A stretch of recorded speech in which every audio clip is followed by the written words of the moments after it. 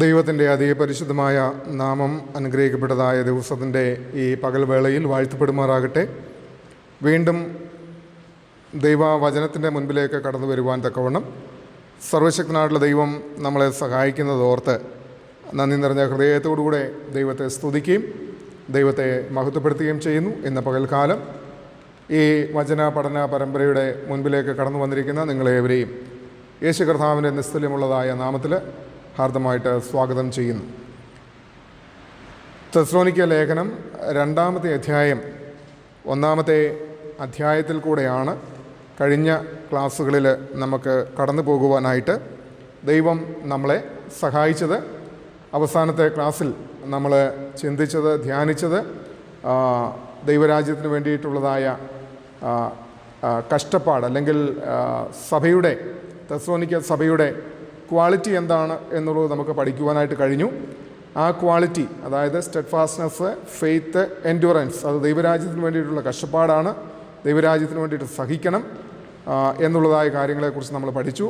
മാത്രവുമല്ല, പ്രധാനമായിട്ട് നമ്മൾ ചിന്തിച്ചത് യേശു കർത്താവിൻ്റെ വരവ്, 2-ാം വരവ് എന്തിനു വേണ്ടിയിട്ടാണ് എന്നുള്ളത് നമുക്ക് ചിന്തിപ്പാനായിട്ട് കഴിഞ്ഞു. ദ ഡേ ഓഫ് വെഞ്ചിയൻസ്, പ്രതികാരത്തിന് വേണ്ടിയിട്ടുള്ളതായ ദിവസമാണെന്ന് നമുക്ക് ധ്യാനിക്കുവാനായിട്ട് കഴിഞ്ഞു. ദൈവത്തെ അറിയാത്തവർക്ക്, സുവിശേഷം അനുസരിക്കാത്തവർക്ക്, പീഡിപ്പിക്കുന്നവരായിട്ടുള്ളതായ ആളുകൾക്ക് പ്രതികാരം നൽകുന്നതിന് വേണ്ടിയിട്ടാണ് കർത്താവ് 2-ാമത് വരുന്നത്. മാത്രവുമല്ല, പീഡ അനുഭവിക്കുന്നവർക്ക് ആശ്വാസവുമായി തീരുവാനായിട്ടാണ് അവിടുന്ന് വരുന്നത് എന്ന് നമുക്ക് മനസ്സിലാക്കുവാനായിട്ട് കഴിഞ്ഞു. നമ്മൾ തുടർന്ന് ചിന്തിക്കുവാനായിട്ട് പോകുന്നത് 2-ാമത്തെ അധ്യായത്തിലേക്കാണ് ഇന്ന് പ്രധാനമായിട്ട് നമ്മൾ പ്രവേശിക്കുന്നത്. 2-ാമത്തെ അധ്യായത്തിൻ്റെ പ്രാരംഭമായിട്ടുള്ള ചില വാക്യങ്ങൾ നിങ്ങളോട് വായിച്ച് കേൾപ്പിക്കുവാനായിട്ട് ഞാൻ ആഗ്രഹിക്കുന്നു. 2 Thessalonians chapter 2 verses 1 onwards. ഇനി സഹോദരന്മാരെ, നമ്മുടെ കർത്താവായ യേശു ക്രിസ്തുവിൻ്റെ പ്രത്യക്ഷതയും അവൻ്റെ അടുക്കലുള്ള നമ്മുടെ സമാഗമനവും സംബന്ധിച്ച് ഞങ്ങൾ നിങ്ങളോട് അപേക്ഷിക്കുന്നത്, കർത്താവിൻ്റെ നാൾ അടുത്തിരിക്കുന്നു എന്ന് വെച്ച് നിങ്ങൾ വല്ല ആത്മാവിനാലോ വചനത്താലോ ഞങ്ങൾ എഴുതി എന്ന ഭാവത്തിലുള്ള ലേഖനത്താലോ സുബോധം വിട്ട് വേഗത്തിൽ ഇളകുകയും ഞെട്ടിപ്പോകുകയും അരുത്. ആരും ഏതു വിധേനയും നിങ്ങളെ ചതിക്കരുത്. ആദ്യമേ വിശ്വാസത്യാഗം സംഭവിക്കുകയും നാശയോഗ്യനും അധർമ്മമൂർത്തിയുമായവൻ വെളിപ്പെടുകയും വേണം. അവൻ ദൈവാലയത്തിൽ ഇരുന്നു കൊണ്ട് ദൈവം എന്ന് നടിച്ച് ദൈവമെന്നോ പൂജാവിഷയം എന്നോ പേരുള്ള സകലത്തിനും മീതെ തന്നെത്താൻ ഉയർത്തുന്ന എതിരാളി അത്രേ. നിങ്ങളോടുകൂടെ ഇരിക്കുമ്പോൾ തന്നെ ഞാനിത് നിങ്ങളോട് പറഞ്ഞു എന്ന് ഓർക്കുന്നില്ലയോ?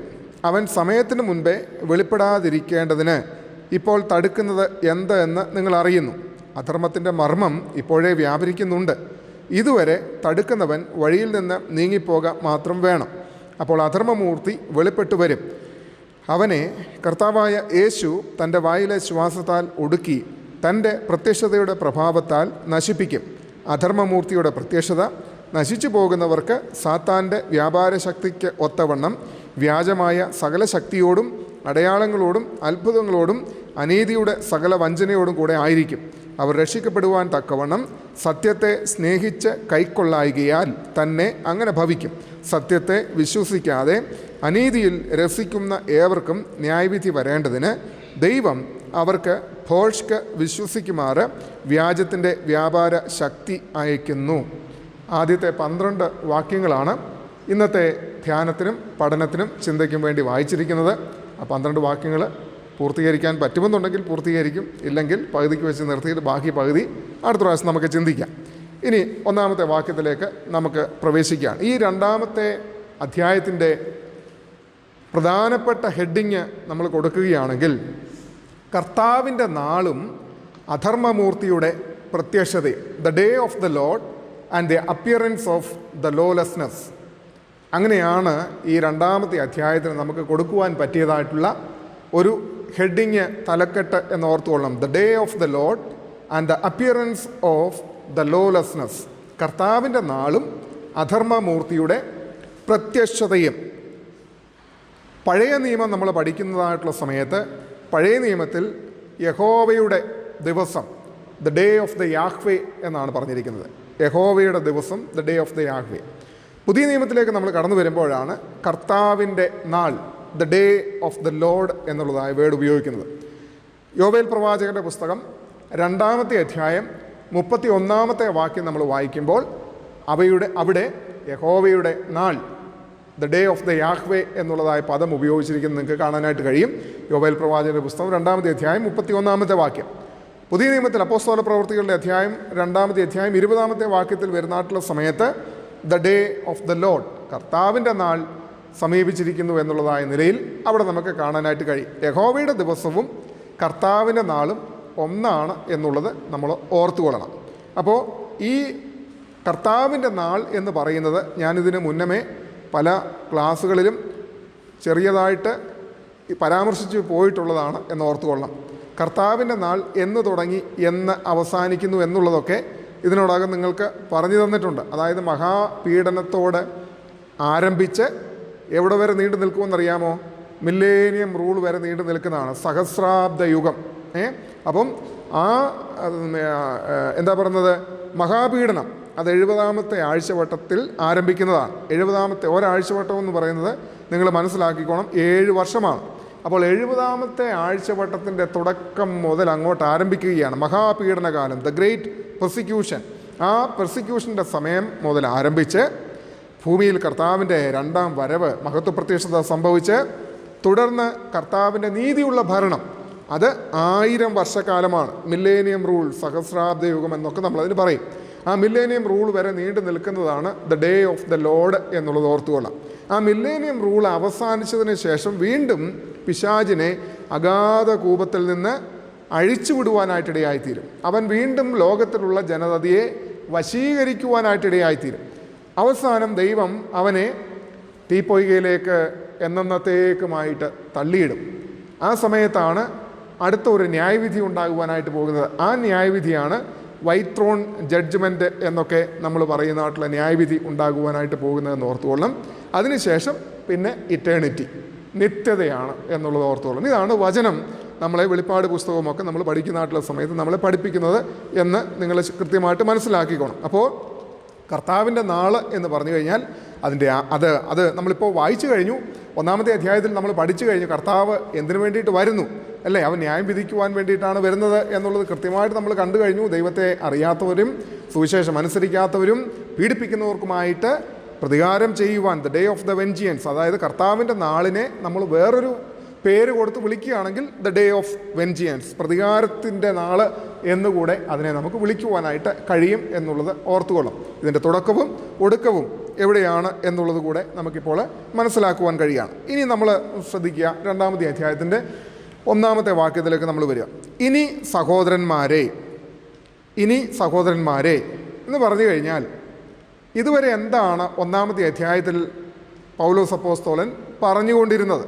കർത്താവിൻ്റെ പ്രത്യക്ഷതയെക്കുറിച്ച് പറഞ്ഞു, അത് എന്തിനു വേണ്ടിയിട്ടാണ് എന്ന് പറഞ്ഞു, നിങ്ങൾ എങ്ങനെ ജീവിക്കണം എന്നുള്ളത് അവിടെ കാണിച്ചു കൊടുക്കുന്നുണ്ട്. ഒരു ഇറ്റേണൽ ഡിസ്ട്രക്ഷൻ അവിടെ ഉണ്ടാകും എന്നവിടെ നമുക്ക് കാണുവാനായിട്ട് കഴിയുന്നുണ്ട്. എന്നാൽ ദൈവമക്കളെ സംബന്ധിച്ചിടത്തോളം ദൈവ വിളിക്ക് യോഗ്യരായിട്ട് നാം എണ്ണപ്പെടണം, ദൈവമക്കളായിട്ട് ജീവിക്കണം, ലോക മനുഷ്യരെ പോലെ ജീവിക്കുവാനായിട്ട് പാടില്ല, സൽപ്രവർത്തികൾ ചെയ്ത് ജീവിക്കണം, വിശ്വാസത്തിൻ്റെ പ്രവൃത്തിയിൽ നാം ശക്തിപ്പെട്ടു വരണം. ഇത്യാദി കാര്യങ്ങളാണ് 1-ാമത്തെ അധ്യായത്തിൽ ഈ 2 തെസ്സലോനിക്കർ 1-ാമത്തെ അധ്യായത്തിൽ പറഞ്ഞത്. അതായത് ഇനി സഹോദരന്മാരെ എന്ന് പറഞ്ഞു തുടങ്ങുമ്പോൾ നമ്മൾ മനസ്സിലാക്കേണ്ടത് എന്താണ്? 1-ാമത്തെ അധ്യായത്തിൽ കുറേ സാരോപദേശങ്ങളൊക്കെ ഉണ്ട്. ധാർമ്മികമായിട്ടുള്ള മോറൽ വാല്യൂസ്, ധാർമ്മിക മൂല്യങ്ങൾ അവിടെ പറഞ്ഞിട്ടുണ്ട്. കർത്താവിൻ്റെ 2-ാമത്തെ വരവിൻ്റെ ഒരു ഇൻട്രഡക്ഷൻ അവിടെ പറഞ്ഞിട്ടുണ്ട്, എന്തിനു വേണ്ടിയിട്ടാണ്. ഇത്യാദി കാര്യങ്ങൾ പറഞ്ഞതിന് ശേഷമാണ് പൗലോസ് പറയുകയാണ്, ഇനി സഹോദരന്മാരെ എനിക്ക് വേറെ കുറച്ച് കാര്യങ്ങൾ നിങ്ങളോട് പറയുവാനായിട്ടുണ്ട്. ആദ്യമേ കുറച്ച് മോറൽ വാല്യൂസൊക്കെ പറഞ്ഞു, കർത്താവിൻ്റെ വരവ് എന്താണെന്നുള്ളത് പറഞ്ഞു, അതിൻ്റെ വരുന്നൊരു ഉദ്ദേശം പറഞ്ഞു.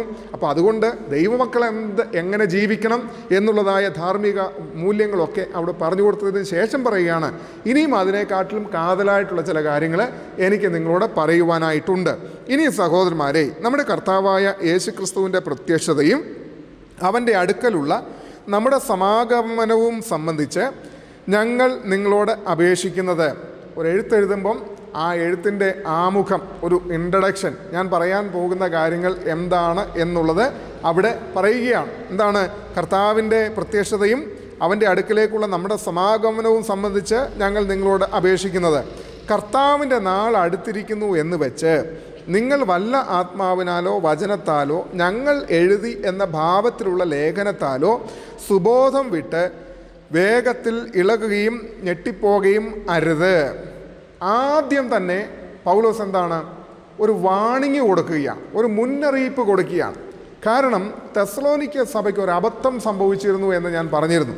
കാരണം കർത്താവ് ഉടനടി വരുമെന്നുള്ള ചിന്തയിൽ അവർ ലോകപ്രകാരമുള്ള ജീവിതം മാറ്റി, അല്ലെങ്കിൽ ജോലിക്കും പോകാതെ വേലയ്ക്കും പോകാതെ എന്താ പറയുന്നത്, കർത്താവ് ഇപ്പം വരും എന്നുള്ള ചിന്തയോടുകൂടെ നോക്കിയിരുന്നു. അതുകൊണ്ട് ഒരുപാട് ബുദ്ധിമുട്ടുകൾ അവർക്കുണ്ടായി.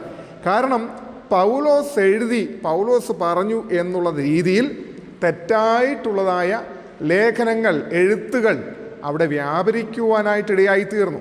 അതിനെ ഖണ്ഡിച്ചുകൊണ്ടാണ് പൗലോസ് അപ്പോസ്തലൻ ഇവിടെ കൃത്യമായിട്ട് അവർക്ക് മുന്നറിയിപ്പ് കൊടുക്കുവാനായിട്ട് ഇടയായിത്തീർന്നു. കർത്താവിൻ്റെ നാൾ അടുത്തിരിക്കുന്നുവെന്ന് വെച്ച് നിങ്ങൾ വല്ല ആത്മാവിനാലോ വചനത്താലോ ഞങ്ങൾ എഴുതിയെന്ന ഭാവത്തിലുള്ള ലേഖനത്താലോ സുബോധം വിട്ട് വേഗത്തിൽ ഇളകുകയും ഞെട്ടിപ്പോകുകയും അരുത്.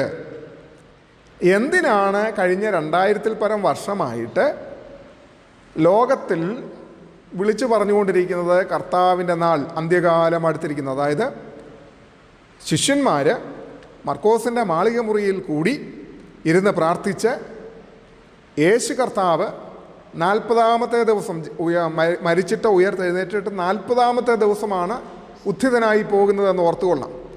അതിനുശേഷം 10 ദിവസം കൂടെ കഴിഞ്ഞു. ഈ 10 ദിവസം കൂടെ കഴിഞ്ഞപ്പോൾ 50-ാമത്തെ ദിവസം പെന്തക്കോസ്ത്.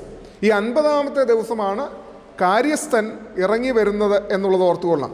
ആ കാര്യസ്ഥൻ ഇറങ്ങി വന്ന് ദൈവജനത്തിൻ്റെ മേൽ, കൂടിയിരുന്ന ദൈവജനത്തിൻ്റെ മേൽ വ്യാപരിക്കുവാനായിട്ട്, അവരിൽ നിറയുവാനായിട്ടിടയായി തീർന്നു. അന്ത്യകാലത്ത് ഞാൻ സകല ജഡത്തിന്മേലും എൻ്റെ ആത്മാവിനെ പകരും എന്നുള്ളതായ യോവേൽ പ്രവാചകൻ്റെ പ്രവചനം നിവർത്തിയാകുവാനായിട്ടിടയായി തീർന്നു എന്ന് ഓർത്തുകൊള്ളണം. അന്ത്യകാലം എന്ന് പറയുന്നത് അന്ന് മുതൽ മർക്കോസിൻ്റെ മാളികയിൽ കൂടിയിരുന്നതായ അപ്പോസ്തോലന്മാരുടെയും മറ്റുള്ള ശിഷ്യന്മാരുടെയും ആ ശിഷ്യഗണത്തിൻ്റെ മേൽ ദൈവത്തിൻ്റെ പരിശുദ്ധാത്മാവ് ഇറങ്ങിയ നിമിഷം മുതൽ അന്ത്യകാലമായിട്ടാണ് പരിണമിച്ചുകൊണ്ടിരിക്കുന്നത്, അല്ലെ പരിഗണിച്ചു കൊണ്ടിരിക്കുന്നതെന്ന് ഓർത്തുകൊള്ളാം. അല്ല, നമ്മൾ വിചാരിക്കും അന്ത്യകാലം എന്ന് പറഞ്ഞാൽ ഇന്നത്തേനാണ് ഈ അന്ത്യകാലം എന്ന് പറയുന്നത്. അന്ത്യകാലം തുടങ്ങിയിട്ട് കുറേ നാളായെന്ന് ഓർത്തുകൊള്ളാം. അപ്പം ഞാൻ പറഞ്ഞു വന്നത് കഴിഞ്ഞ 2000-ൽ പരം വർഷമായിട്ട് അന്ത്യകാലം, കർത്താവ് വരുവാൻ പോകുന്നു. ശിഷ്യന്മാരുടെ പ്രസംഗവും എന്തായിരുന്നു? അവർ ദൈവരാജ്യത്തെക്കുറിച്ച് പറയുകയും കർത്താവ് വരുവാനായിട്ട് പോകുന്നു എന്നാണ് പറഞ്ഞുകൊണ്ടിരുന്നതെന്ന് ഓർത്തുകൊള്ളണം. അപ്പോൾ ഈ കർത്താവ് വരുവാനായിട്ട് പോകുന്നു എന്ന് കഴിഞ്ഞ 2000-ൽ പരം വർഷമായിട്ട് എന്തിനാ പറയുന്നതെന്ന് ചോദിച്ചു കഴിഞ്ഞാൽ, നാം സുബോധമുള്ളവരായിരിക്കണം, അല്ലേ? ദൈവത്തിൻ്റെ വിളിക്ക് കഴിഞ്ഞ അധ്യായത്തിൽ പരാമർശിച്ചിരിക്കുന്ന പ്രകാരമാണെങ്കിൽ ദൈവ വിളിക്ക് യോഗ്യരായിട്ട് എണ്ണപ്പെടുവാൻ വേണ്ടി, ദൈവ മക്കളായി ജീവിക്കുവാൻ വേണ്ടി, ലോക മനുഷ്യരെ പോലെ ജീവിക്കാതിരിക്കുവാൻ വേണ്ടി, സൽപ്രവർത്തികൾ ചെയ്യുവാൻ വേണ്ടി, വിശ്വാസത്തിൽ ശക്തിപ്പെട്ടു വരുവാൻ വേണ്ടി ഈ ദീർഘവർഷങ്ങളായിട്ട് ലോകത്തിൽ കർത്താവിൻ്റെ വരവിനെക്കുറിച്ച് പ്രഖ്യാപിച്ചുകൊണ്ടിരിക്കുന്നത്, പ്രസംഗിച്ചുകൊണ്ടിരിക്കുന്നത്, പഠിപ്പിച്ചുകൊണ്ടിരിക്കുന്നത് എന്തിനാണെന്ന് ചോദിച്ചാൽ നമ്മൾ ശരിപ്പെടാൻ വേണ്ടിയിട്ടാണ്, നമ്മൾ നന്നാകാൻ വേണ്ടിയിട്ടാണ്. അതുകൊണ്ട് ഇന്ന് കർത്താവിങ്ങ് വരും എന്ന് പറഞ്ഞുകൊണ്ട് പ്രസംഗിച്ചിട്ട് ഇന്ന് കർത്താവ് വന്നില്ലെങ്കിൽ നമ്മുടെ വിശ്വാസം വ്യർത്ഥമായി പോകും എന്നുള്ളത് ഓർത്തുകൊള്ളാം. അപ്പോൾ കർത്താവ് വരുവാനായിട്ട് പോകുന്നു. ഏത് മൊമെൻറ്റിലും ഇന്ന് കർത്താവ് വരണമെന്ന് കർത്താവ് തീരുമാനിച്ചാൽ കർത്താവിങ്ങ് വരും, അല്ലേ? നമുക്ക് പറയുന്നത് പോലെ അല്ല കാര്യങ്ങൾ. അപ്പോൾ സ്വർഗത്തിന് മാത്രമേ പിതാവായ ദൈവത്തിന് മാത്രമേ അത് അറിയത്തുള്ളൂ പുത്രനായ ക്രിസ്തു കൂടെ പറഞ്ഞിരിക്കുന്നതെന്ന് ഓർത്തുകൊള്ളു. അപ്പോൾ നാളും നാഴികയും അറിയാത്തത് കൊണ്ട് ഇന്നായിരിക്കും അവസാനത്തെ ദിവസം, ഇന്നായിരിക്കും കർത്താവ് വരുന്നത് എന്നുള്ള ചിന്തയോടുകൂടെ ഒരുങ്ങിയിരിക്കുവാൻ വേണ്ടിയിട്ട്. അപ്പോൾ ഇവിടെ പറഞ്ഞ എന്താണ്? ഇവരെ തെറ്റായിട്ട് പഠിപ്പിച്ചു. വ്യാജമായിട്ടുള്ളതായ ലേഖനങ്ങൾ, തെറ്റായ പഠിപ്പിക്കലുകളും ഉപദേശങ്ങളും അവിടെ കടന്നു ചെന്നു.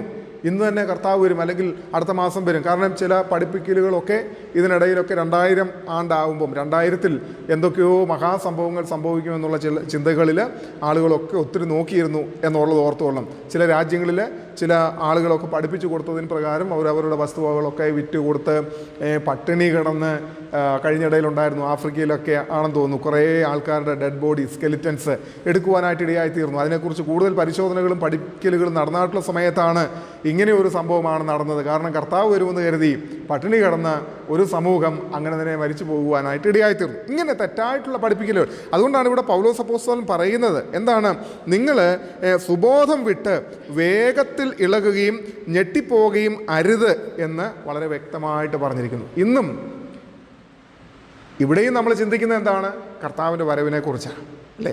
ഈ കർത്താവിൻ്റെ വരവെന്ന് കേൾക്കുമ്പോൾ നമ്മൾ മനസ്സിലാക്കേണ്ട ഒറ്റ കാര്യമേ ഉള്ളൂ, ഇന്ന് കർത്താവ് വന്നാൽ എനിക്ക് എൻ്റെ കർത്താവിനോട് പോകാനായിട്ട് പറ്റണം.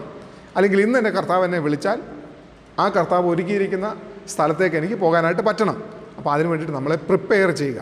ഇതാണ് കർത്താവിൻ്റെ വരവ്, കർത്താവ് വരുവാനായിട്ട് പോകുന്നു എന്നുള്ള മെസ്സേജ് ലോകത്തിന് കൊടുക്കുന്നതിൽ കൂടെ മാനസാന്തരവും രൂപാന്തരവും ഗുണീകരണവും ഒക്കെ ഉണ്ടാവണം. അതാണ് മെയിനായിട്ടുള്ള കാര്യം. കർത്താവ് വരുമ്പോൾ നമ്മൾ ലജ്ജിതരായി എളിഭ്യരായി നിൽക്കുവാനായിട്ട് പാടില്ല. അപ്പോൾ കർത്താവ് നമ്മളെ പ്രിപ്പയർ ചെയ്യുക. ഇതൊരു വാണിംഗ് മെസ്സേജാണ്. ഇതിങ്ങനെ വന്നുകൊണ്ടിരിക്കുക. കർത്താവ് വരുന്നു, റെഡി ആയിക്കോളുക, റെഡി ആയിക്കോളുക, റെഡി ആയിക്കോളുക. കർത്താവ് പലരോടും പറഞ്ഞു അല്ലേ, കർത്താവ് വിരുന്നിന് വിളിച്ച കഥ നമുക്കറിയാം. ക്ഷണിക്കപ്പെട്ടവരൊന്നും വന്നില്ല. ക്ഷണിക്കപ്പെട്ടവരെന്താ പറഞ്ഞത്, എനിക്ക് മണ്ണുണ്ട്, എനിക്ക് പെണ്ണുണ്ട്, എനിക്ക് പൊന്നുണ്ട് അല്ലേ. അതിൻ്റെ പുറകാലെ പോയി. കർത്താവ് വഴി കണ്ടവനെയെല്ലാം, രാജാവ് വഴി കണ്ടവനെയെല്ലാം വിളിച്ച് സൽക്കരിച്ച് വിട്ടു എന്നുള്ളത് ഓർത്തുകൊള്ളാം. അപ്പം ഈ മണ്ണും പെണ്ണും പൊന്നും പറഞ്ഞുകൊണ്ട് നിൽക്കേണ്ടുന്ന ഗതികേട് അന്നേരം വരാതിരിക്കാൻ വേണ്ടിയിട്ടാണ് മുന്നമേ വാണിംഗ് തന്നുകൊണ്ടിരിക്കുന്നത്, മുന്നറിയിപ്പുകൾ വന്നുകൊണ്ടിരിക്കുന്നത് എന്നുള്ളത് ഓർത്തുകൊള്ളാം. അടുത്ത വാക്യത്തിൽ നമുക്ക് പോകാം. ആരും ഏതു വിധേനയും നിങ്ങളെ ചതിക്കരുത്. ആദ്യമേ വിശ്വാസത്യാഗം സംഭവിക്കുകയും നാശയോഗ്യനും അധർമ്മമൂർത്തിയുമായവൻ വെളിപ്പെടുകയും വേണം. Let no one deceive you in any way, for that day will not come unless the rebellion comes first, and the man of lawlessness is revealed, the son of destruction. ഇനിയുമാണ് നമ്മൾ പ്രധാന കാര്യങ്ങളിലേക്ക് നമ്മൾ പ്രവേശിപ്പാനായിട്ട് പോവുക. ആദ്യമേ പൗലോസ് വാൺ ചെയ്തു, നിങ്ങൾ തെറ്റിപ്പോകരുത്. ഞങ്ങൾ എഴുതിയെന്നോ ഞങ്ങൾ പറഞ്ഞെന്നോ പറഞ്ഞുകൊണ്ടോ ആരെങ്കിലും ആ രീതിയിൽ പഠിപ്പിക്കുകയോ ചെയ്തു കഴിഞ്ഞാൽ നിങ്ങൾ തെറ്റിപ്പോകരുത് എന്നുള്ളതായ ഒരു ഉപദേശം അവിടെ കൊടുക്കുകയാണ്. പിന്നെ പറയുകയാണ്, ആരും ഏതു വിധേനയും നിങ്ങളെ ചതിക്കരുത്. അവിടെ പറഞ്ഞിരിക്കുന്ന ആ വാക്ക് നമ്മൾ ശ്രദ്ധിക്കണം. ആരും ഏതു വിധേനയും നിങ്ങളെ ചതിക്കരുത്. ചതിക്കുവാൻ വേണ്ടി, വഞ്ചിക്കുവാൻ വേണ്ടി, തോൽപ്പിക്കുവാൻ വേണ്ടി ലോകം ഏത് മാർഗവും ഉപയോഗിക്കും. ശത്രുവിന് സ്ട്രെയിറ്റ് ഫോർവേഡ് എന്ന് പറയുന്നൊരു വഴിയുണ്ടോ? ഇല്ല. ശത്രു എപ്പോഴും ദൈവമക്കളെ തോൽപ്പിക്കുവാൻ വേണ്ടി പല വഴികളും, കുറുക്ക് വഴികളും ഉപയോഗിക്കും എന്നുള്ളത് ഓർത്തുകൊള്ളാം. ഇതുകൊണ്ടാണ് പൗലോസ് വളരെ വ്യക്തമായിട്ട് പറഞ്ഞിരിക്കുക, എന്താ, ആരും ഏത് വിധേനയും നിങ്ങളെ ചതിക്കരുത്. ദൈവമക്കൾ ഇന്നൊരു കബളിപ്പിക്കൽപ്പെടൽ ലോകത്തിലാണ് ജീവിക്കുന്നത്. ആത്മീയ ഗോളത്തിലുമുണ്ട്, ഭൗതിക ഗോളത്തിലുമുണ്ടെന്ന് ഓർത്തുകൊള്ളു. ദൈവജനം ഒരു ചതിക്കപ്പെടുന്ന ലോകത്തിൽ, കബളിപ്പിക്കപ്പെടുന്നതായിട്ടുള്ള ലോകത്തിലാണ് ജീവിച്ചു കൊണ്ടിരിക്കുന്നത്. ആരും ഏത് വിധേനയും അല്ലേ. എങ്ങനെയാണ്? സുവിശേഷ മാർഗമാണെങ്കിൽ സുവിശേഷ മാർഗത്തിൽ തന്നെ വരും, ഉപദേശ രൂപത്തിലാണെങ്കിൽ ഉപദേശ രൂപേണ തന്നെ വരും അല്ലേ, ആരാധനാ രീതിയിലാണെങ്കിൽ ആരാധനാ രീതിയിൽ തന്നെ വരും, ഏത് മാർഗത്തിൽ വേണമെങ്കിലും. കാരണം നമ്മുടെ ശത്രുവിൻ്റെ ഉദ്ദേശം എന്താണെന്നറിയാം. അത് നമ്മൾ മനസ്സിലാക്കിയാൽ കാര്യം എളുപ്പമാകും. ശത്രുവിൻ്റെ ഉദ്ദേശം നമ്മളെ എങ്ങനെയും തകർക്കുക എന്നുള്ളതേ ഉള്ളൂ. അപ്പോൾ അദ്ദേഹത്തിൻ്റെ മുമ്പിൽ, ശത്രുവിൻ്റെ മുമ്പിൽ ലക്ഷ്യം മാത്രമേ ഉള്ളൂ. ആ ലക്ഷ്യത്തിന് എന്ത് മാർഗവും ഉപയോഗിക്കും. മനസ്സിലാവുന്നുണ്ടോ ഞാൻ പറഞ്ഞത്?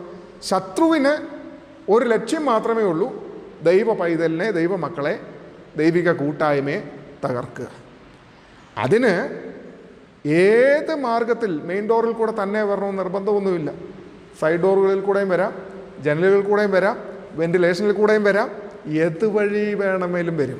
മാർഗം ഒരു പ്രശ്നമല്ല, ഉദ്ദേശം മാത്രമാണ് തകർക്കുക എന്നുള്ള ഉദ്ദേശം. അതുകൊണ്ടാണ് പൗലോസ് വളരെ വ്യക്തമായിട്ട് പറയുന്നത്. ഏത് വിധേനയുമുള്ളതായ മാർഗം, ഏത് വിധേനയും. അപ്പോൾ നമ്മൾ എന്ത് വേണമെന്നാ? നമ്മൾ ജാഗ്രതയുള്ളവരായിരിക്കണം. നമ്മൾ ജാഗ്രതയുള്ളവരായിരിക്കണം എന്നുള്ളതാണ് പൗലോസ് ഇവിടെ പഠിപ്പിക്കുന്നത്. നമ്മളെ വാക്കിൽ കൊടുക്കാം, വാക്കിൽ നമ്മളെ വീഴ്ത്താം, പ്രവൃത്തിയിൽ നമ്മളെ വീഴ്ത്താം, ചിന്തയിൽ നമ്മളെ വീഴ്ത്താം, പല വിധത്തിൽ നമ്മളെ വീഴ്ത്തുവാനായിട്ട് കഴിയും എന്നുള്ളത് ഓർത്തുകൊള്ളാം. അപ്പോൾ നമ്മൾ ജാഗ്രതയുള്ളവരായിരിക്കണം. അതുകൊണ്ടാണ് നഹൂം പ്രവാചകൻ്റെ പുസ്തകം 2-ാമത്തെ അധ്യായം 1-ാമത്തെ വാക്യം ഞാൻ നിങ്ങളെ ഇടയ്ക്കിടയ്ക്ക് ഓർമ്മിപ്പിക്കുന്നത്.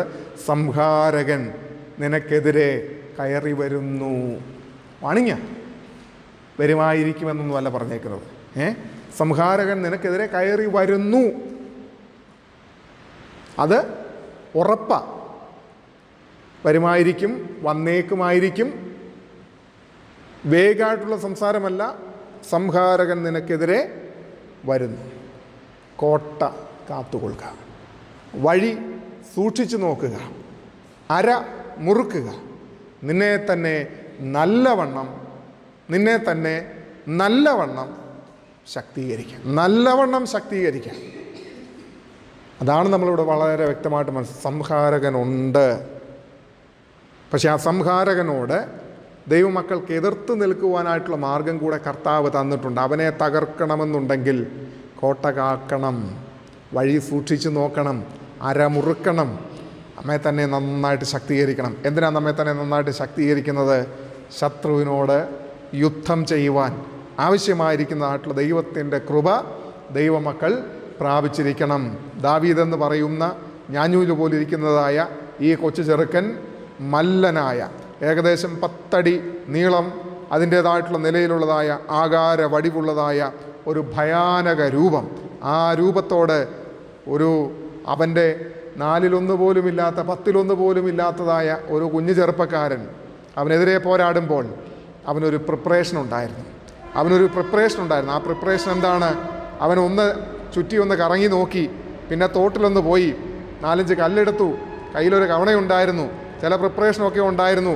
ഇവനെ ചുറ്റും ഒന്ന് കറങ്ങി നോക്കി, ഇവൻ്റെ സിറ്റുവേഷനൊക്കെ ഒന്ന് മനസ്സിലാക്കി നിന്നിട്ട് ഒറ്റയടി അടിച്ചെന്ന് ഓർത്തുകൊള്ളണം. ഒരു പ്രിപ്പറേഷൻ. നിന്നെ തന്നെ നല്ലവണ്ണം ശക്തീകരിക്കുക, അതിനുവേണ്ടി ഒരുങ്ങുക, അതിനുവേണ്ടി തയ്യാറെടുക്കുക. പിശാച് സംഹാരകൻ ശക്തിയുള്ളവനാണ്. അവൻ വരും. പക്ഷെങ്കിൽ അവനെ തകർക്കുവാൻ ദൈവജനം എല്ലാ നിലയിലും ശക്തിയുള്ളവരായി തീരണമെന്നാണ് ഇവിടെ നമുക്ക് പറഞ്ഞിരിക്കുന്നത് എന്നോർത്തോളും. അതുകൊണ്ട് ആരും ഏതു വിധേനയും നിങ്ങളെ ചതിക്കരുത്. പിന്നെ പറഞ്ഞിരിക്കുന്നത് എന്താണ്? വിശ്വാസത്യാഗം. ആദ്യമേ വിശ്വാസത്യാഗം സംഭവിക്കുകയും, അല്ലേ? Rebellion comes first. മറുതലിക്കുക, വിശ്വാസത്യാഗം. അതിന് ഇംഗ്ലീഷിൽ അവിടെ കൊടുത്തിരിക്കുന്ന വേർഡ് റിബല്യൻ എന്നുള്ള വേർഡാണ്. റിബല്യൻ എന്ന് പറഞ്ഞു കഴിഞ്ഞാൽ മറുതലിക്കുക, എതിർത്ത് നിൽക്കുക, അല്ലേ? ദൈവവചനം പറഞ്ഞാൽ അംഗീകരിക്കത്തില്ല. ദൈവം എന്തുമാത്രം കൽപ്പനകളാണ് ഇസ്രായേൽ ജനത്തിന് കൊടുത്തത്. ഒറ്റ കൽപ്പന പോലും നേരെ ചൊവ്വെ അനുസരിക്കാത്തവരായിരുന്നു ഇസ്രായേൽ ജനമെന്ന് ഓർത്തുകൊള്ളാം. അവരുടെ റിബല്യസ് ആറ്റിറ്റ്യൂഡ്, മറുതലിക്കുന്ന സ്വഭാവം, എതിർക്കുന്ന സ്വഭാവം, അല്ലേ? നമ്മളൊന്ന് ചിന്തിച്ചാൽ മാത്രം മതി. ഈ ജനറേഷൻ ഗ്യാപ്പ് ഒന്ന് ശ്രദ്ധിച്ചാൽ മാത്രം മതി. പണ്ടത്തെ ജനറേഷനും ഇന്നത്തെ ജനറേഷനും തമ്മിലുള്ളതായ വ്യത്യാസം, അല്ലേ? പണ്ട് മാതാപിതാക്കന്മാരെ മക്കൾക്ക് ഭയമുണ്ടായിരുന്നു, പേടിയുണ്ടായിരുന്നു, സ്നേഹമുണ്ടായിരുന്നു, കരുതലുണ്ടായിരുന്നു, അല്ലേ? അവർ പറയുന്ന പോലെ കാര്യങ്ങൾ കേട്ട് അനുസരിച്ച് പ്രവർത്തിക്കുന്ന ഒരു ജനറേഷൻ ഉണ്ടായിരുന്നു. എന്നാൽ ഇന്നത്തെ ജനറേഷൻ ഞാൻ പറയാതെ തന്നെ നിങ്ങൾക്കറിയാം എങ്ങനെയാണ്. നമ്മുടെ ഈ മുട്ടയെന്ന് വിരിഞ്ഞ് വരുന്നില്ലല്ലോ. അതിന് മുമ്പേ മുതലുള്ളതായ പിള്ളേരുടെ ആറ്റിറ്റ്യൂഡ് ഒന്ന് ശ്രദ്ധിച്ച് നോക്കണം, അവരുടെ മനോഭാവം ഒന്ന് ശ്രദ്ധിച്ച് നോക്കണം. ഇങ്ങോട്ട് വിളിച്ചാൽ അങ്ങോട്ട് പോകുന്നതായിട്ടുള്ളത്. വേണേ നമ്മൾ അവരെ അനുസരിച്ചോണം എന്നുള്ളതായ ഗതികേടിലാണ് ഇന്ന് നമ്മൾ ജീവിക്കുന്നതെന്ന് ഓർത്തോളാം. ആ ജനറേഷൻ ഗ്യാപ്പിൽ തന്നെ ഒരു വലിയ വ്യത്യാസം ഉണ്ടായി എന്നോർത്തോളാം. ഇന്ന് സ്കൂളുകളിൽ എന്താ നമ്മൾ പഠിപ്പിക്കുന്നത്? സ്കൂളുകളിലെ വിദ്യാഭ്യാസത്തിൻ്റെ രീതി മാറി. മാറിയിട്ട് എന്താ പഠിപ്പിക്കുന്നത്? ക്വസ്റ്റ്യൻ ചെയ്യാൻ വേണ്ടിയിട്ടാണ് പഠിപ്പിക്കുന്നത്, അല്ലേ? നിങ്ങളൊക്കെ റെസ്പോൺസ് തരണം. ആ റെസ്പോൺസ് തരാൻ വേണ്ടിയിട്ട് ക്വസ്റ്റ്യൻ ചെയ്യാൻ വേണ്ടി പഠിക്കുന്നു. ഈ ക്വസ്റ്റ്യൻ നമ്മൾ വിചാരിക്കും, നമ്മുടെ കാഴ്ചപ്പാട് എന്താ? ഇതൊക്കെ നല്ലതാണ്, കാരണം പിള്ളേർക്ക് കുറച്ചുകൂടെ അറിവ് കിട്ടും, അവർ കുറച്ചുകൂടെ വൈഡ് വായിക്കും. ശരിയാണ്, ഇതിന് എല്ലാത്തിനകത്തും പോസിറ്റീവും ഉണ്ട് നെഗറ്റീവും ഉണ്ട്. പക്ഷേ എന്താ സംഭവിക്കുന്നതെന്ന് ചോദിച്ചു കഴിഞ്ഞാൽ ഈ മനോഭാവം എവിടേക്കും വരികയാണ്? സൺഡേ സ്കൂൾ പഠിക്കുമ്പോഴും ദൈവവചനം കേൾക്കുമ്പോഴും ഇത് തന്നെ വരികയാണ്. ആ റിബല്യസ് ആറ്റിറ്റ്യൂഡ് വരികയാണ്. ദൈവത്തിൻ്റെ കൽപ്പനയെ ആസിറ്റീസ് തലയിൽ കയറ്റി വെച്ച് അനുസരിക്കേണ്ടുന്നതിന് പകരം എന്താ ചെയ്യുന്നത്? അതിനെ ക്വസ്റ്റ്യൻ ചെയ്യുന്നതായിട്ടുള്ള മനോഭാവം, റിബല്യൻസ്, അതിന്ന് ലോകത്തിലുണ്ടെന്ന് ഓർത്തുകൊള്ളണം. ആ റിബല്യസ് ആറ്റിറ്റ്യൂഡ്, മറുതലിക്കുന്നതായ ദൈവവചനത്തെയോ ദൈവകൽപ്പനകളെയോ ദൈവിക ഉപദേശത്തെയോ അനുസരിക്കാത്ത സമൂഹം. എന്തുകൊണ്ട് ആദിമസഭ അനുഗ്രഹിക്കപ്പെട്ടു? അവർ അപ്പോസ്തോലന്മാരുടെ ഉപദേശം കേട്ടു. വളരെ പ്രധാനപ്പെട്ട ഒരു സംഗതിയാണ്. അവർ അപ്പോസ്തോലന്മാരുടെ ഉപദേശം കേട്ടു. ഏത് പ്രതികൂലത്തിന് നടുവിലും, ഏത് പ്രയാസത്തിന് നടുവിലും, കഷ്ടതയുടെയും പീഡനത്തിൻ്റെയും കണ്ണുനീരിൻ്റെയും നടുവിലും ആ സമൂഹം ദൈവത്തിന് പ്രയോജനമുള്ളതായ ഫലം കായ്ക്കുന്ന സമൂഹമായി തീരുവാൻ കാരണമായി തീർന്നത് ദൈവവചനം അതിന് പ്രകാരം അനുസരിച്ചതിൻ്റെ ഫലമാണ്. ഇന്ന് ദൈവവചനത്തെ ക്വസ്റ്റ്യൻ ചെയ്യുന്നു, ദൈവവചനത്തെ കോട്ടിമാട്ടി കളയുന്നതായിട്ടുള്ള അനുഭവത്തിൽ നമ്മൾ ജീവിക്കുന്നു എന്നുള്ളത് ഓർത്തുകൊള്ളണം. അതുകൊണ്ടാണ് പൗലോസ് അപ്പോസ്തലൻ ഇവിടെ പറയുന്നത്, നിങ്ങളെ ആരും ചതിക്കാനായിട്ട് പാടില്ല.